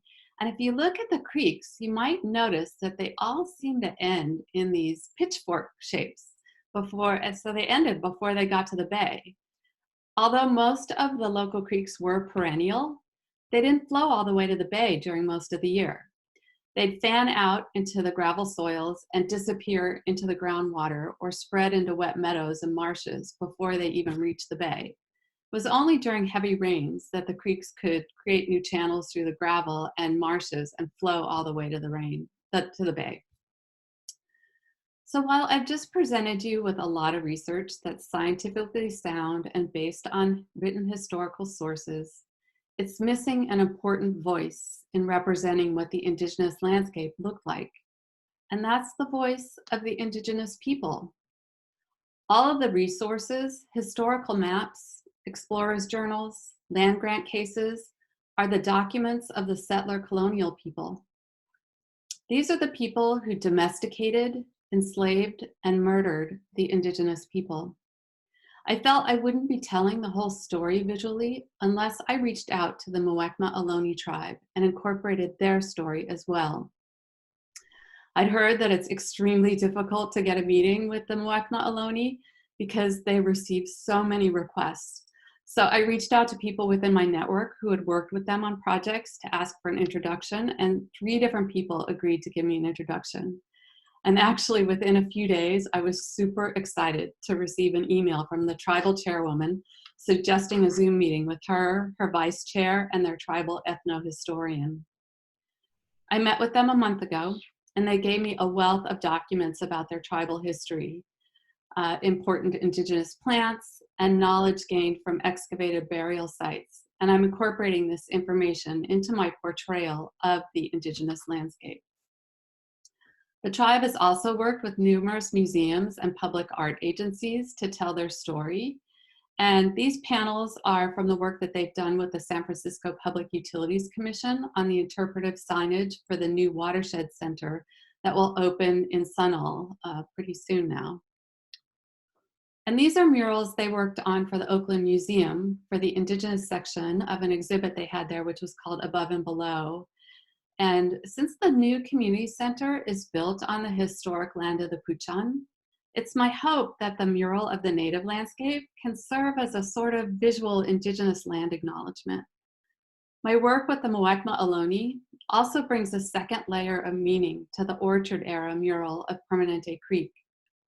The history of a place is complicated, and while many have really fond memories of the apricot orchards of the Valley of Heart's Delight, the orchards also represent a domestication of the land and creeks and a destruction of the native landscape and watershed. In the words of ethnic studies professor Dr. Charles Sepulveda, who is a native Tongva, quote, both the native people and the creeks were seen as wild, uncivilized, non-human, and ready for domestication, to be bent to the will of white supremacy in order to benefit white life, end of quote.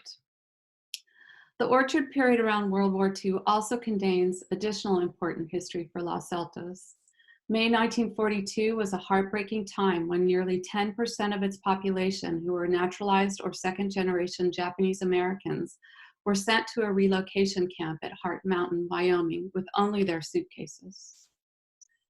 Orchards were also part of the contingency plans to provide for the safety of children during an air raid.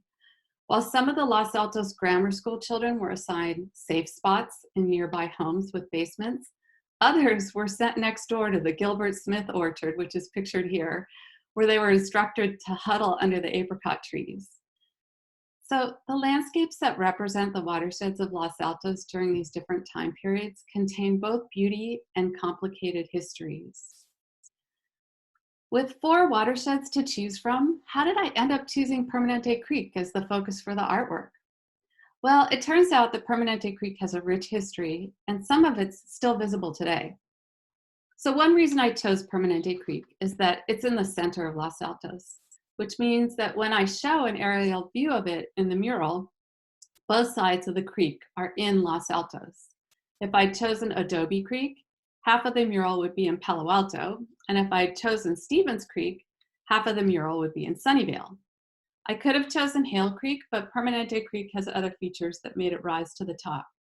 One is that it's visible to people at Heritage Oaks Park, and the section I will focus on is it includes what is now Heritage Oaks. Permanente Creek also got its name because it flowed year-round, and it's also the namesake for the Kaiser Permanente Company.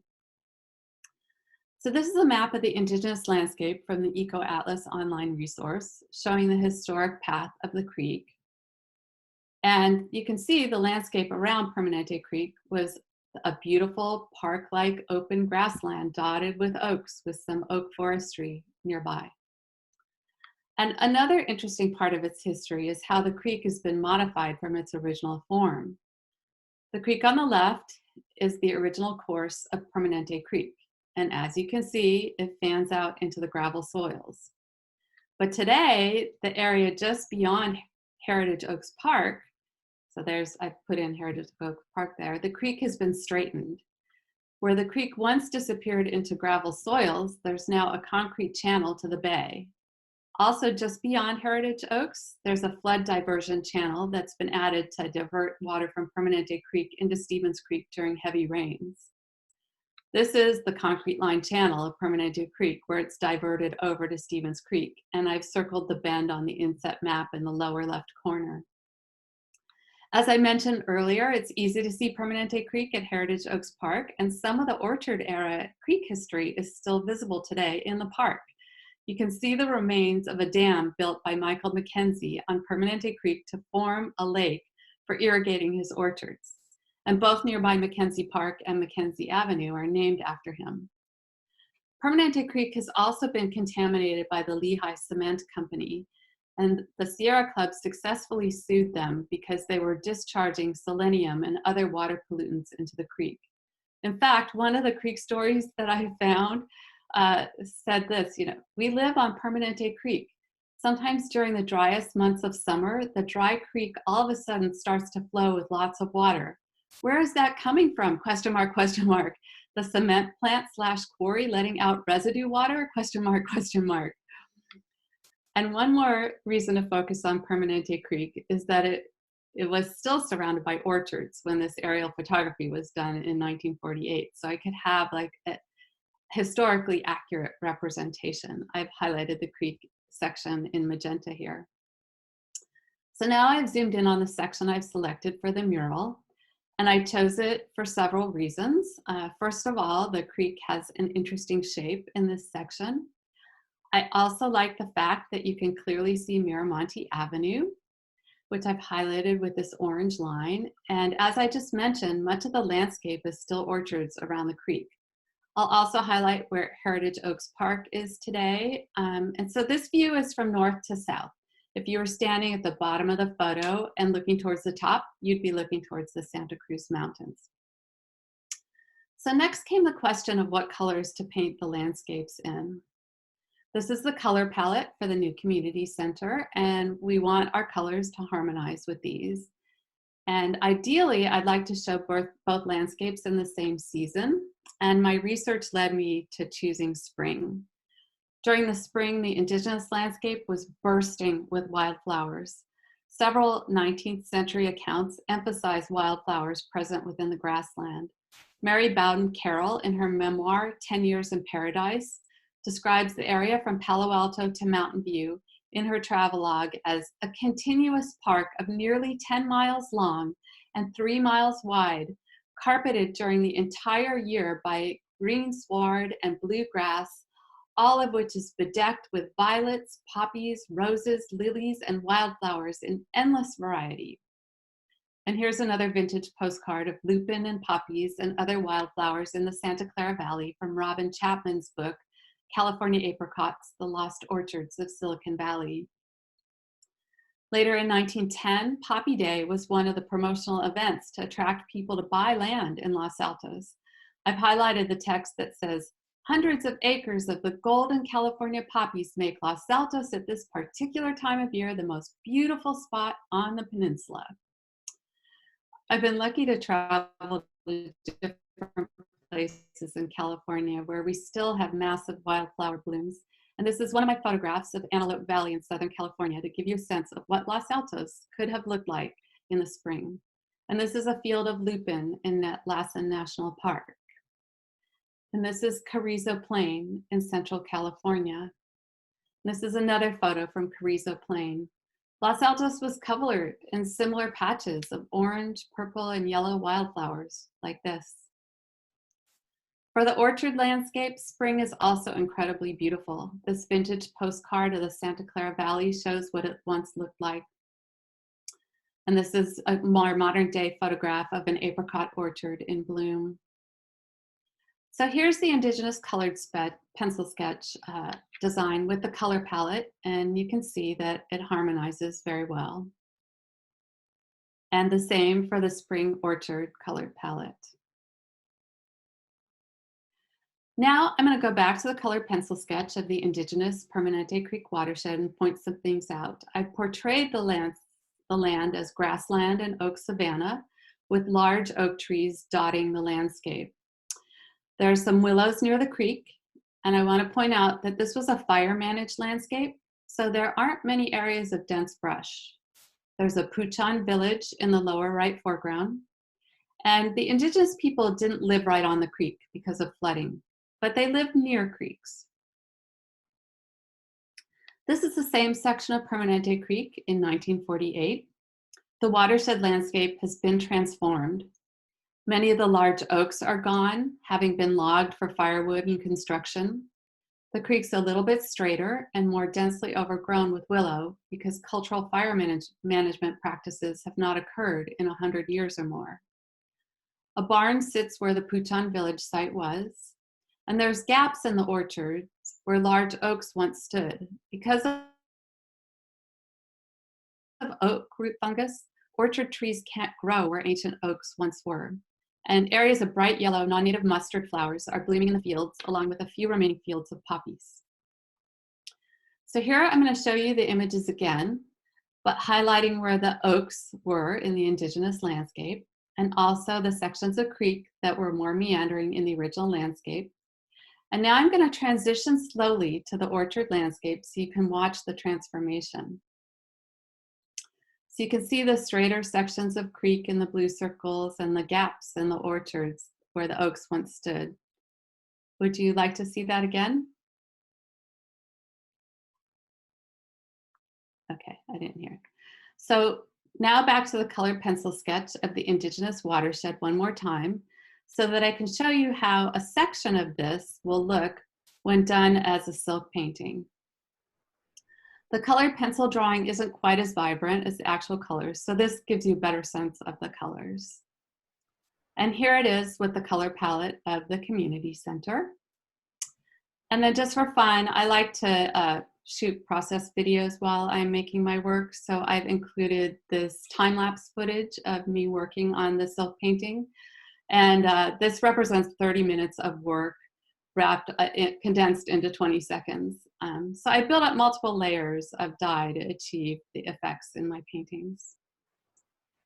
So here's the North Lobby architect's rendering with the indigenous landscape mural. And the colors of this mural go well with the burgundy rust carpet and the selected beige accent wall color called Chat Room. When we met 2 weeks ago with the subcommittee, they also observed how the openness of the landscape is a good fit for the open feeling of this lobby. And the same rendering with the orchard landscape mural. And then this is the architect's rendering of the South Lobby with the indigenous mural. And here's the South Lobby with the orchard landscape. And the colors of the orchard, I think, harmonize really well with the green carpet for that lobby. And it also feels like it's a more intimate setting with the seating arrangements nearby. And since this is a more complicated composition, it allows for more contemplation time. So I did have one further thought that came to mind as I reviewed the creek stories that people had submitted, and I thought I would just mention it because it would be a nice way to engage the community in the murals. It's something that could start now and would create interest about the murals and make people feel more connected to the new community center in anticipation of its opening. And I know that you're all very busy with many projects, so I can tell just from this meeting how much is on your plate. But I just want to put this out there as an option to explore if it appeals to you. So the idea would be to invite the community to record their own creek and watershed stories and submit them by email. And those could be edited into a continuous audio loop that could be accessed via a QR code that's on a plaque near the murals. And people could scan the QR code and listen to that on their phones. And the audio file could be stored on the city website. So this brings me to the end of my presentation. I can leave this image of the two murals up. I can also leave this one with the silk paintings if that's more helpful. You could tell me which one you prefer to have up. I think leave, oh gosh, it's hard to choose. I think leave the two on the right, and let's take a couple of minutes and kind of process this beautiful work and think about questions and comments and feedback that we want to provide. Why don't we give it 3 minutes and just put your phone on mute or put your screen on mute, and whoops, let's give it 3 minutes to really absorb the design.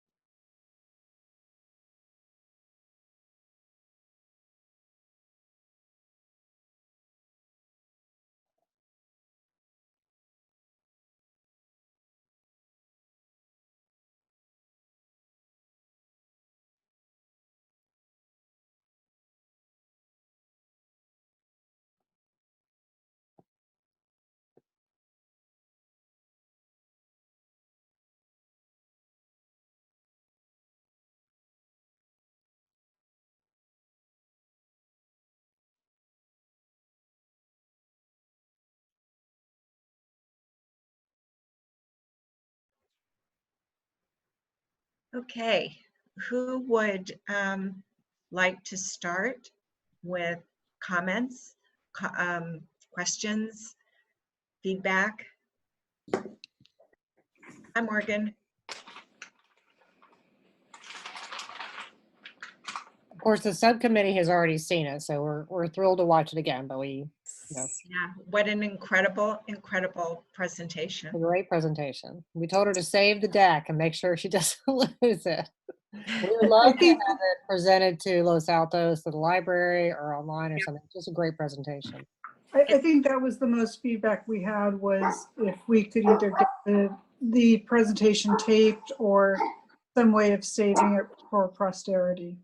So people, and then maybe a way of putting a plaque up or some kind of informational piece that explains what the murals are about. I just wonder, as I was watching it, doing just a video recording, a videotape or something of the PowerPoint presentation, and having it running on a feed during certain times during the day. It is just so wonderful, and it's so meaningful. I am the descendant of Spanish land grant in California, the Dianza Party. So I am really touched by the history and the level of history and information that you provided. David?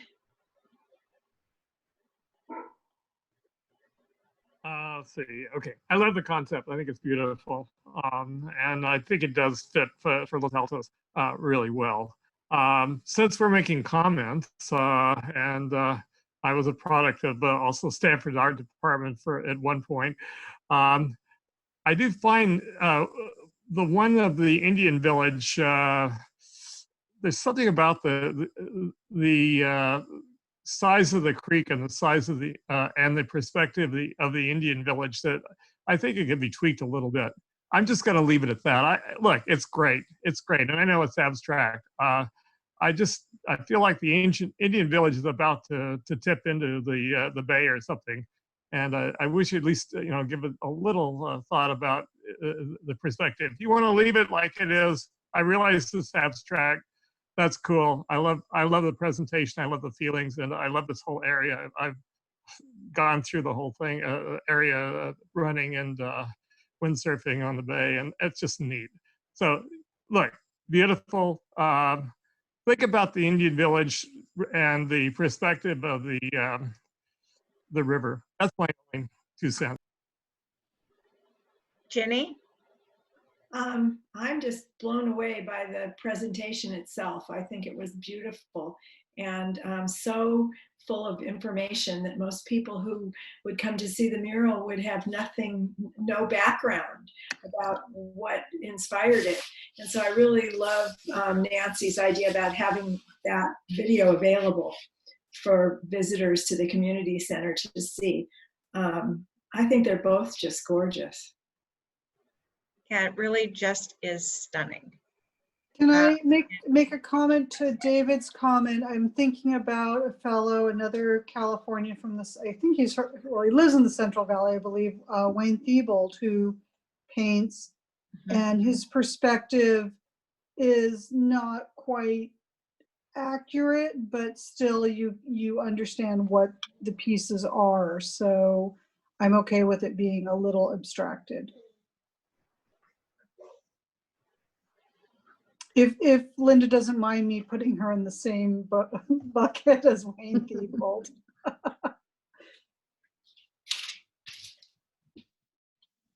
Anita, did you have anything? This is your first view, and you were certainly our champion with council. Well, to the artist, I've lived here my entire 68 years and played in these creeks as a child and cut apricots to make money for horseback riding lessons when I was in the 1960s. I'm sitting here crying, sorry. But I would agree, the presentation, I think more so than the community involvement. If I was going to be in the community center and I was going to wave a QR code and have something played, I want to see that presentation. That is so phenomenal, just phenomenal. Excuse me. It really is phenomenal. And but to what David said, the only thing that hit me, and I'm a photographer, so I make more focused maybe on proportions and more realism than what you are portraying here. But the only thing is I really looked at these with that time that Nancy gave us to really study it, was that I know how big those oak trees are. And so the village looked out of proportion to me to the oak trees. So it's kind of funny that when David started to say something, I went, yeah, that's what I was thinking. But he said it much more eloquently than I could. And I recognize that this is not a photograph. So but honest to God, I'm having trouble not crying. Yeah, it's pretty spectacular. Does anyone have anything else to add? I'll just reiterate what I said when I saw it the first time. It's amazing, and it's such a gift for our community to have these pieces. I'm so excited to see them actually get painted in place, because really, really wonderful. And they look great with the furnishings too, and they really fit in well. They fit in really nicely. I had a question when you showed one of them on the wall. and it's more a question for the community center team.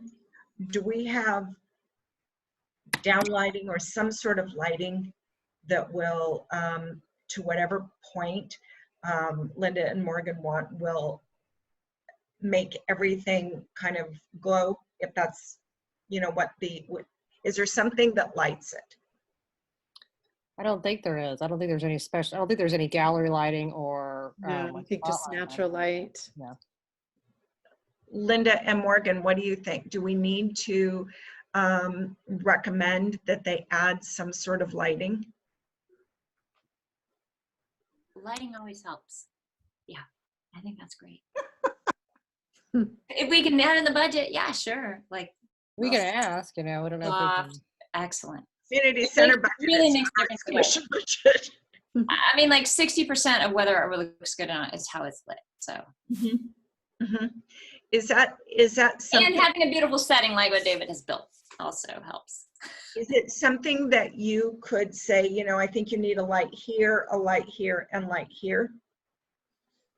Or is it something that you wait until it's up? I'm just thinking better to put the lights in before the walls. And I mean, 3 for something 15 feet across, 3 is great. If we can do 3, 2 is fine. We'll take 1.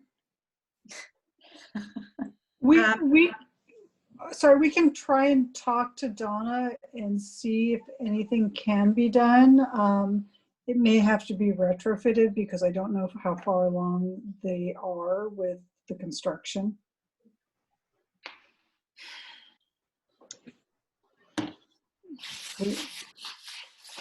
What are the next steps, Morgan and Linda?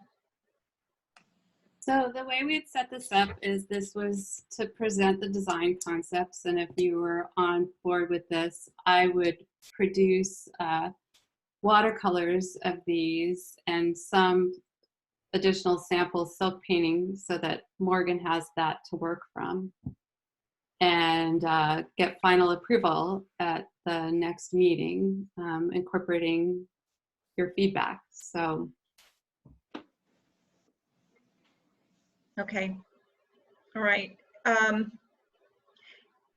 Does anyone have additional feedback or questions that they want to ask? I think the subcommittee folks, if I can speak for the 3 of us, we feel like we probably gave our feedback already. Okay. Which Right. was pretty much just like, it's awesome. Yeah. So it's David, Jenny, and me, and I'm on the awesome. I think Jenny's on the awesome. And David, how about you? Are you on the awesome?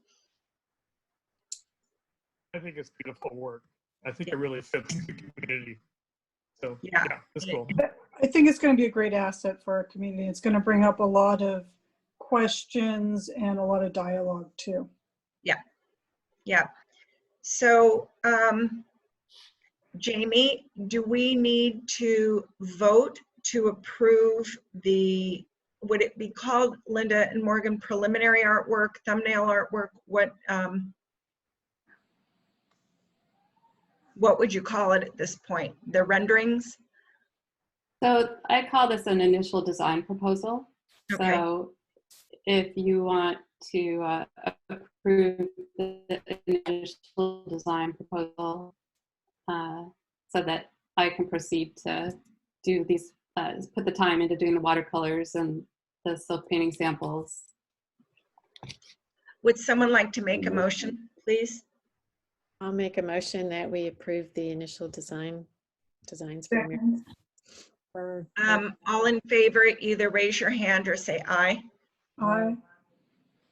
Great. We're good. Thank you. It sounds pretty, but it just almost leaves you speechless. Wow, that's like, thank you. So thank you so much for your time today and for your feedback. I do take that perspective feedback to heart, and it's something I've thought about as well. So I'm gonna adjust that, and so You'll You get don't to have see to, those. please.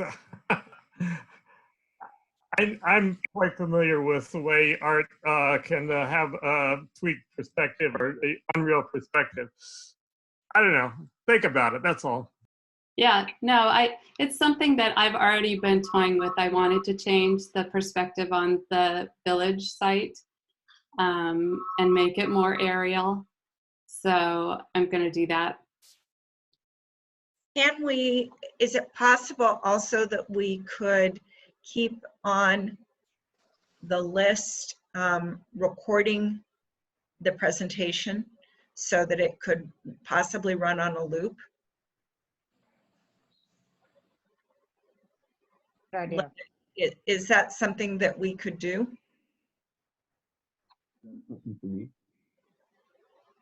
I like it. Yeah, that's a good idea. Linda, is that something that you would be open to doing? Yeah, I would be open to that. I have a way of recording the presentation just using QuickTime. It would record the screen and my voice to it. It's just wonderful. Thank you very much. Yeah. Thank you both for coming. I know it was right during the dinner hour. And Sure. So we appreciate it. And I'm sorry we started 10 minutes late. That's all right. Thank you all for your service to the community of Los Altos. We'll see you next month. Yeah. Thank you. On Earth Thank Day. you. Okay. Let's move to budget report.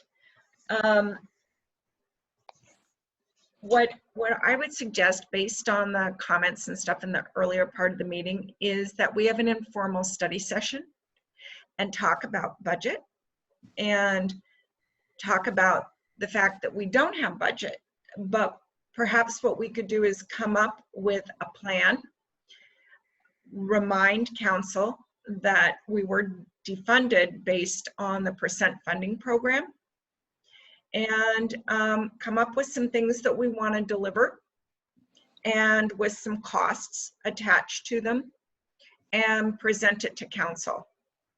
And what I propose is that we do that during a study session in a couple of weeks, and perhaps we could rely on William to schedule that. Would everyone agree to doing that? Yeah. Well, would that also be the same meeting where we're going to discuss the Arts from Los Altos piece as well? Because we said we would do that Yes. in a That would be midterm. that same budget meeting.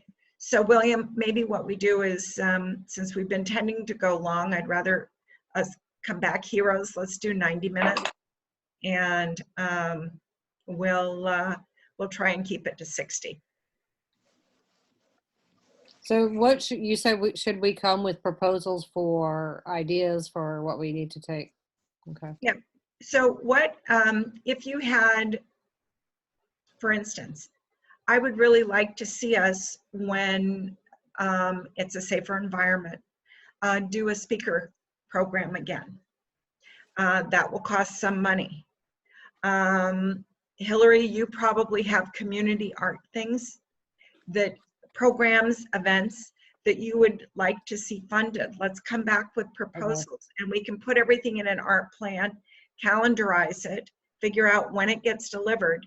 And then, and I personally still would love to do the birdhouse thing, but something where we can come up with a plan and put dollars to it and go in front of council and say, this is our proposal. We are not getting any funding from the percent funding program for X number of years. It could be as many as 6 years. Anita, was that what, can you come off mute for just a sec? Sure. Give us an example, So please. just to clarify, and also to help both William and Jamie, for whom this may be news, Jamie and William are probably familiar with the park in lieu fees, and the park in lieu fees are payable by the developer at the time they pull the permits. So from the time the city council approves a project, there is then a period of time when the actual construction documents are prepared and reviewed by the city, and sometimes that can take a year or even a little more. But then as soon as they come back and pull permits, that's when the park in lieu fees are done.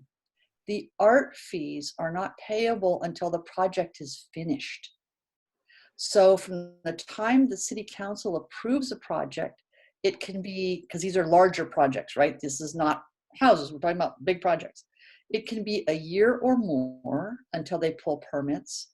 And then you have the construction period, which is often a year or so, depending on, you know, what the scope of the project is. And actually a project, you're supposed to pull permits within 2 years of when it's approved. But there is a provision in our code that if you're not ready to pull your permits within 2 years, you can pay a little extra fee and have it extended for another 2 years. So kind of a worst case is from the time the city council approves a project, you might not see the art fees until 4 to 6 years.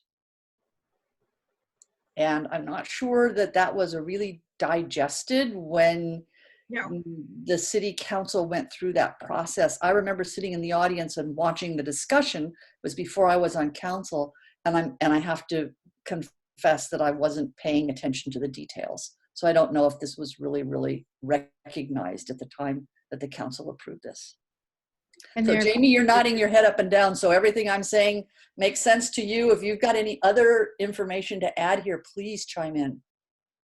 No, I was just, the two other previous cities that I worked for, I worked with their public arts or arts commission, and both of them had art in lieu fees or just art fees associated. And so I know, or at least I'm familiar with the process that you just described.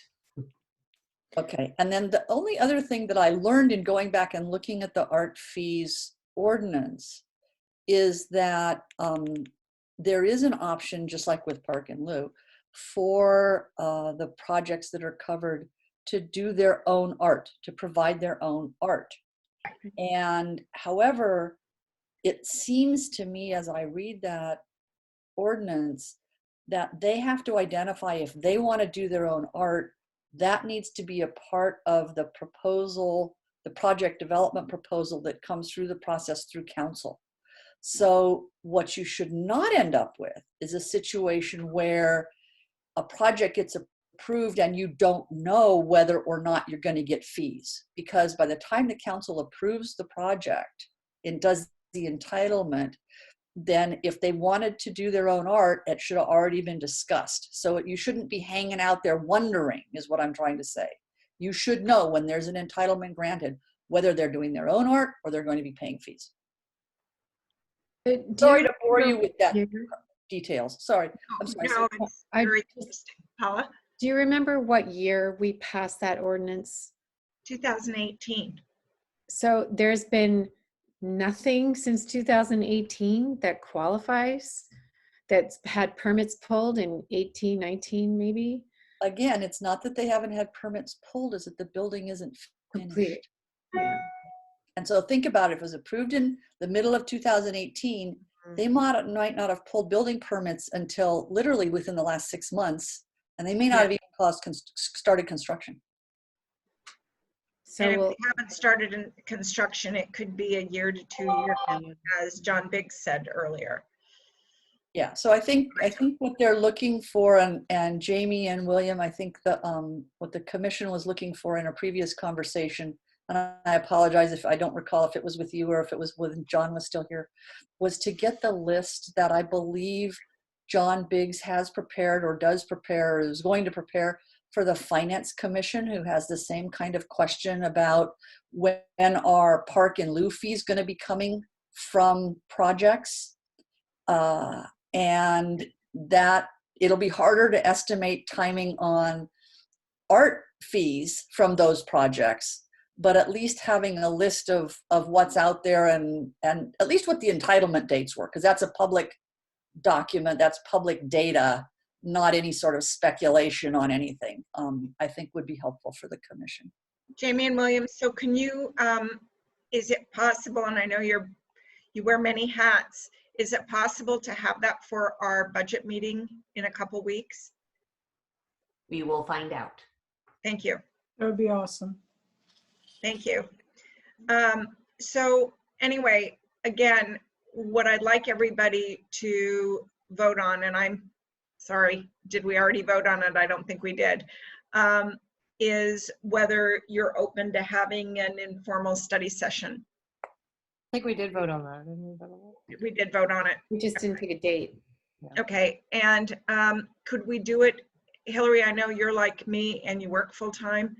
Could we possibly do it on a Thursday night? Does that generally work for you? Yes. If possible, on a Thursday night. Yes, that's fine. Yeah. Okay, William?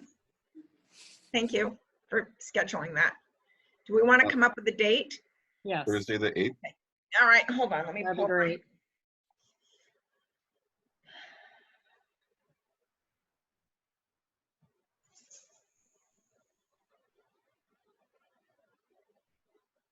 How about April 8th?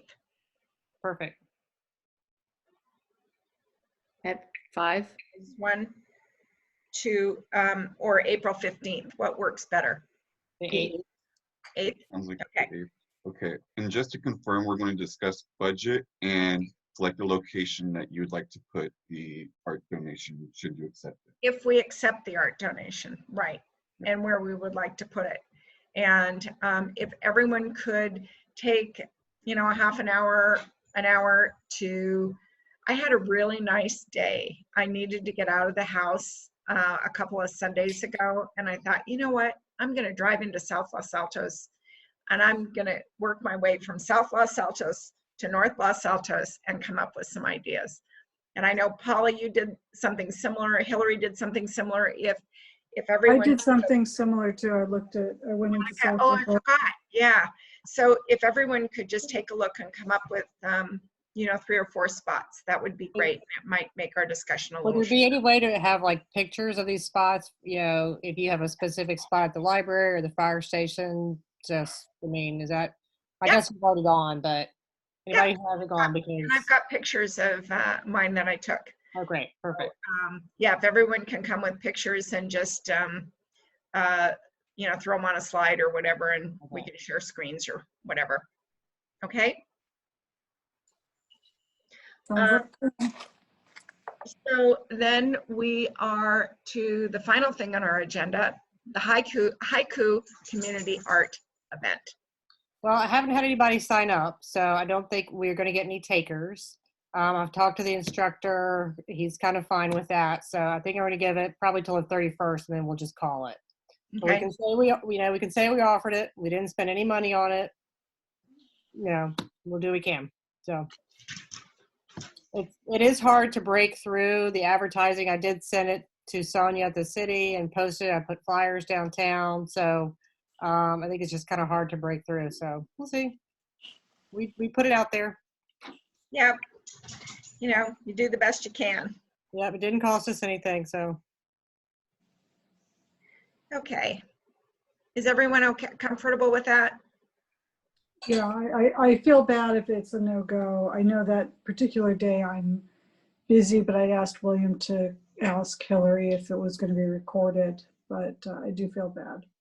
I mean, I do too, but it's just, as I said, I think it's hard to break through, but, we'll come back. Maybe we'll try something else. It might be easier if I had a way in to kind of reach out to specific groups, like maybe the seniors might want a memoir writing workshop. That would be, so we might come back with that or something, but we may have to, pay a little instructor. So, we put it out there. We did have something for Poetry Day, so we can, at our next council, we have to go, then we can say we did offer it and it has been offered. So that's the best we can really do. So that's my feelings anyway. I'm curious, is, who has kids in school? Is this spring break time? It is, but I don't know that that's the same audience. It's not. Okay. Yeah. So. Okay. I think it's more. I think it's probably that it might be like a memoir class pitched to the seniors might start off better, but also maybe getting some help from library or something might work with it too. So maybe we partner with the library or something. That's a great idea. That's a great idea. That is a good idea. Yeah. Okay. Commissioners' reports and comments. Are there any subcommittee reports that maybe we haven't touched on this evening? No, but I am thinking about something that Hillary touched on in the last meeting, if I can throw this out there, that there are separate art organizations in our city and no coordination between them. And Hillary kind of cited some, I don't know, frustration, but more like being perplexed by the lack of coordination. And it made me think about, I know Redwood City coordinates between all the different art organizations. So that might be a good idea for us to push. Well, it is confusing in that person's email who said, you know, downtown looks like a muddle, or it looks like, you know, has too much. I don't think everyone realizes there are different art groups putting things down there. And that's why I asked about the Rotary Bears, because then here come the Bears. So it is something I think we need to think about. And, you know, we could, you know, try to, I don't know. I mean, I don't know what to do, but maybe the town crier, maybe they'll do a story on it at some point. But it is something that I think it is very confusing, and it's not, if it's not clear to us always, it's definitely going to be clear to the public. It's something to be mindful of. I don't know how we would coordinate. I don't know how Redwood City does that, which would be interesting to hear. So Redwood City has a meeting once a month between, there's a couple galleries, a couple organizations, and they have a fairly active public arts organization, commission as well. Of course, they have budget.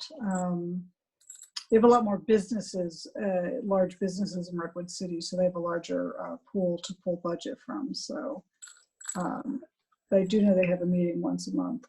So that would require us getting agreement from the art groups to meet too, so. Yeah, I mean, there's like the art docents, the library has art stuff, the history museum has art stuff. It's like everybody has art stuff. That's true. Well, Maybe it's not once a month, maybe it's once a quarter. Maybe we just start off with one meeting and see how that goes. Try to get everybody together.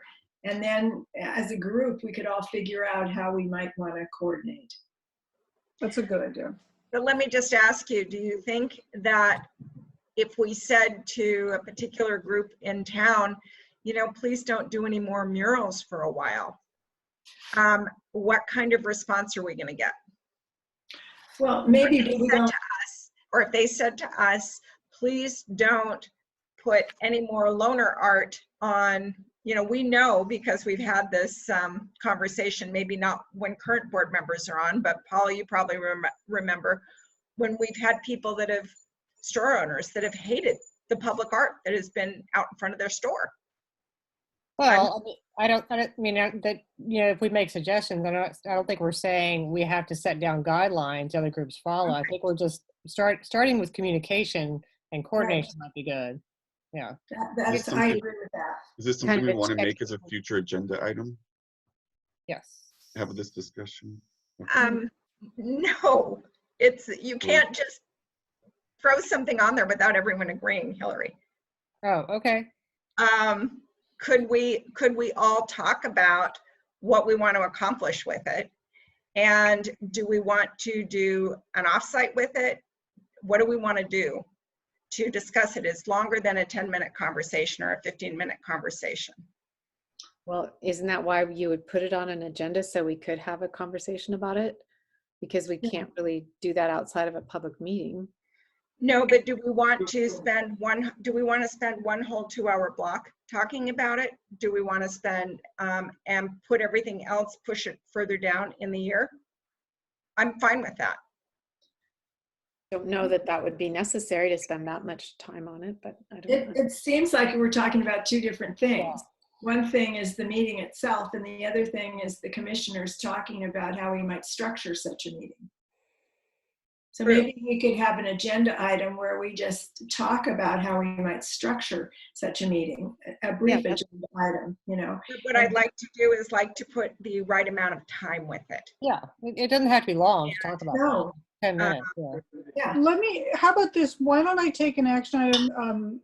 Because the gallery that I'm at used to be in Redwood City. We moved to Menlo Park.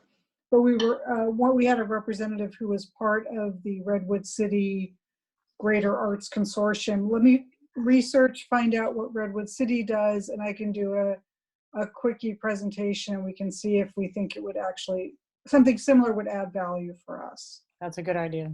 Let's plan. Oh, we got Jamie's got a hand up.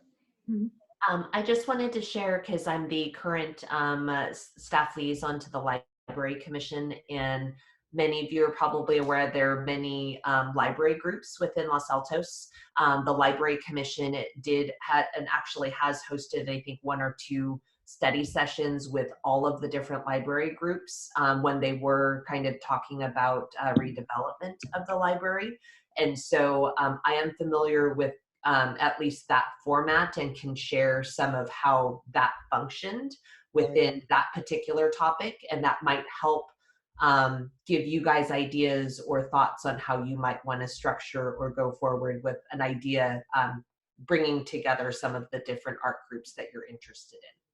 And we schedule, can we agree to schedule on our agenda like 30, 40 minutes for the discussion, for our discussion? If we need that long, I don't know if we'll even need that long, so. I don't think we need that long. Okay. Why don't we say 20 minutes? I mean, I think we're talking about, like, you know, coming up with, hearing Monica's report, hearing Jamie's input, and then maybe brainstorming ideas of how such a meeting would work. Is that what we're talking about? And what the goals might be of such a meeting. Yeah. And I'm thinking this group has so many ideas that may be giving us adequate time rather than putting a whole bunch of stuff on an agenda and having to push stuff off to a separate meeting. Maybe giving us 30, 40 minutes. Okay.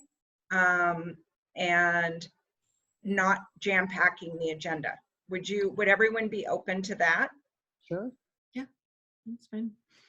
Monica, I can't see you, so I don't. Yes. Okay.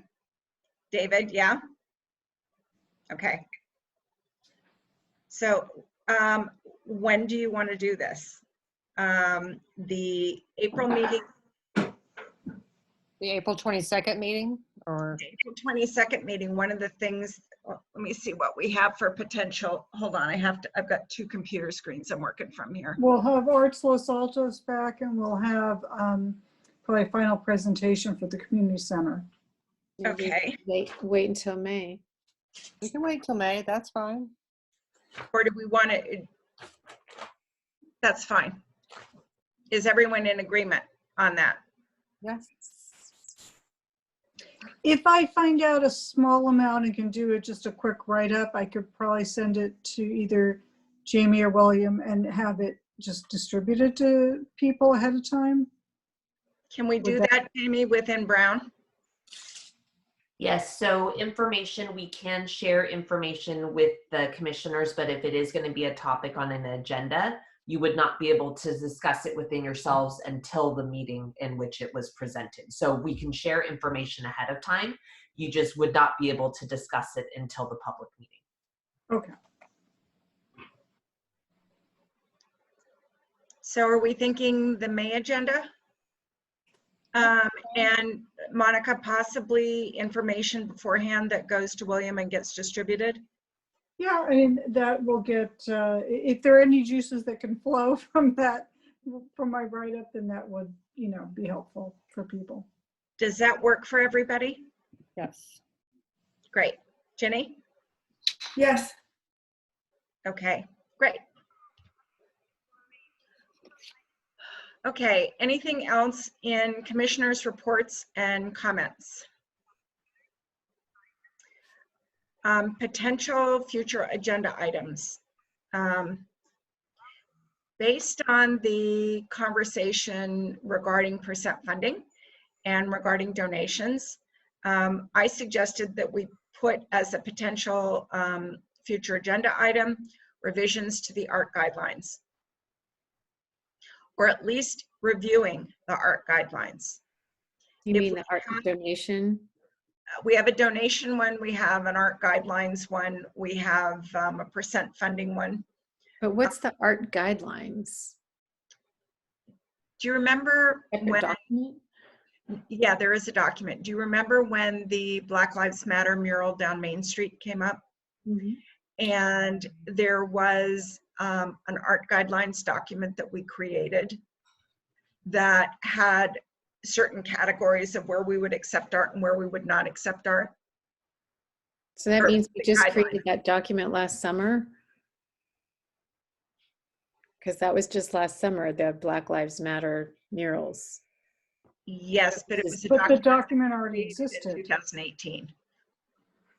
Okay. I think it comes from, since we, for those of us who've been here too long, and we didn't get our master art plan, there's been pieces of the master art plan that we've gone to council for to get agreement that yes, we can put this as a guideline. And we should probably review and see if we have everything we need and what we have. Paula, do you remember when the master art plan didn't get approved? And I know we all remember that well, or those of us that were on here, and I took the plan that we submitted and condensed it into 15 to 20 pages. Those are these sections.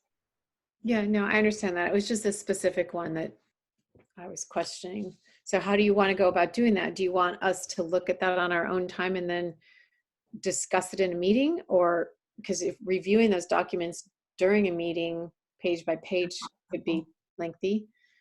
That would be really tedious. I don't know, I was going to leave it up to everybody to suggest, but let me put a caveat in. If we make changes, they have to go in front of council to be approved. So do we want to read them and get up to speed on them? And if we see any problems with them, then address that in a review or with council? Madam Chair, and I'm going to address Jamie if I might on this. Jamie, because I'm on the council norms, the open governance subcommittee for council, one of the ways that we've dealt with this on council, when we have lots and lots of these kinds of documents, is that we review them and we send staff our comments on any suggested changes, and then staff compiles those and sends them out. If they are contradictory, then there are some that are contradictory. If it can be redlined to the document, then staff will redline it to the document, and then that becomes the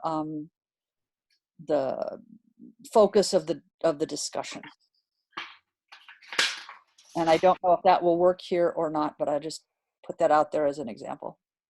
Or let me just be devil's advocate. Do we just not want to open it up again and keep the guidelines and the donation policy and everything the way that we have it, and not open it up to any changes? Think about it. Let's talk about it during a future agenda item. Would that work for everybody? I think in order to say we don't need changes, I think as a group, we need to look at what we have and decide, like, yeah, this works for us. We don't need changes, but I think we need to review it, each person. Does everyone know where those documents live? They're on the drive, right? I think they are on a drive, but William, this is an action for you. Would you mind getting, there are, I believe, 4 sections.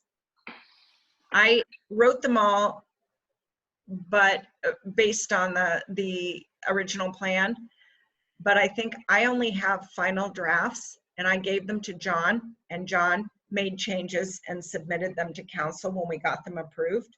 Okay. And it would be good to work from what has been approved by council.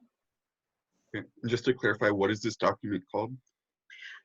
Tell John it was the art guidelines, the donation policy, art guidelines, donation policy, funding, and then there's one more. Artistic bike rack policy is one of them. Thank you. Artistic bike rack policy. And there may be a couple more, but could you see if John could dig those up? I know it's part of the transition process, you coming in, And it would just be great to have those, and we'll put them on our G Drive. And they're not on the website? There are some that are on the website, but I don't think all of them are. I think the donation policy is on the website. I'm not sure about the others. And I think the artistic guidelines are on the website. But they look, and I'll have to look at them again. But anyway, are you interested in adding that as a potential topic? It would probably be the way we're going summertime. Yeah. That work for everybody? Yeah? Okay. Yes. Okay. Budget we've already covered. Future community art projects. I don't have anything. Do you want that? This is a future budget item or a future agenda item. Do you want to have that carry on the budget every month? Or every month? Have what on the budget? On the agenda, you mean? Or on the agenda, sorry, every month? I think that's fair. Yeah. Community art projects. If we're planning to do one every month, we should certainly have it on the agenda. Well, we don't even have to plan to do one every month just to have it on the agenda. I mean, we could. Okay. Right. That's true. All right. Okay. Does anyone else have any additions that they'd like to see on future agendas?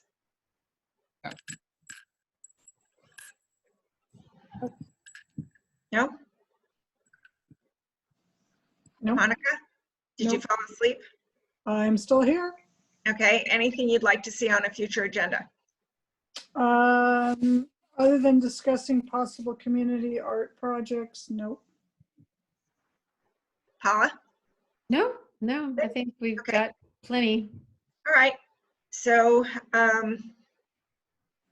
would someone like to make a motion to adjourn? Do we need to look at the minutes from the last meeting? Oh, thank you. And it's not on the agenda.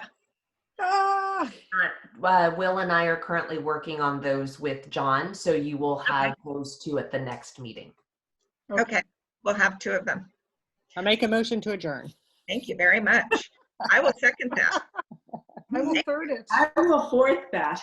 David is fiving it. He's Thank you all high-fiving it. for taking so much time, but wasn't the community center stuff incredible? Yeah. Incredible. Do you like it? It's just so wonderful. And the fact that we have, I'm even more thrilled because we have 2 Los Altos artists that did it. And that makes it even cooler as far as, you know. I completely agree. So, yay. Thank you all. Yep. April 8th. April 8th. Yep. Thank you. Bye. Bye.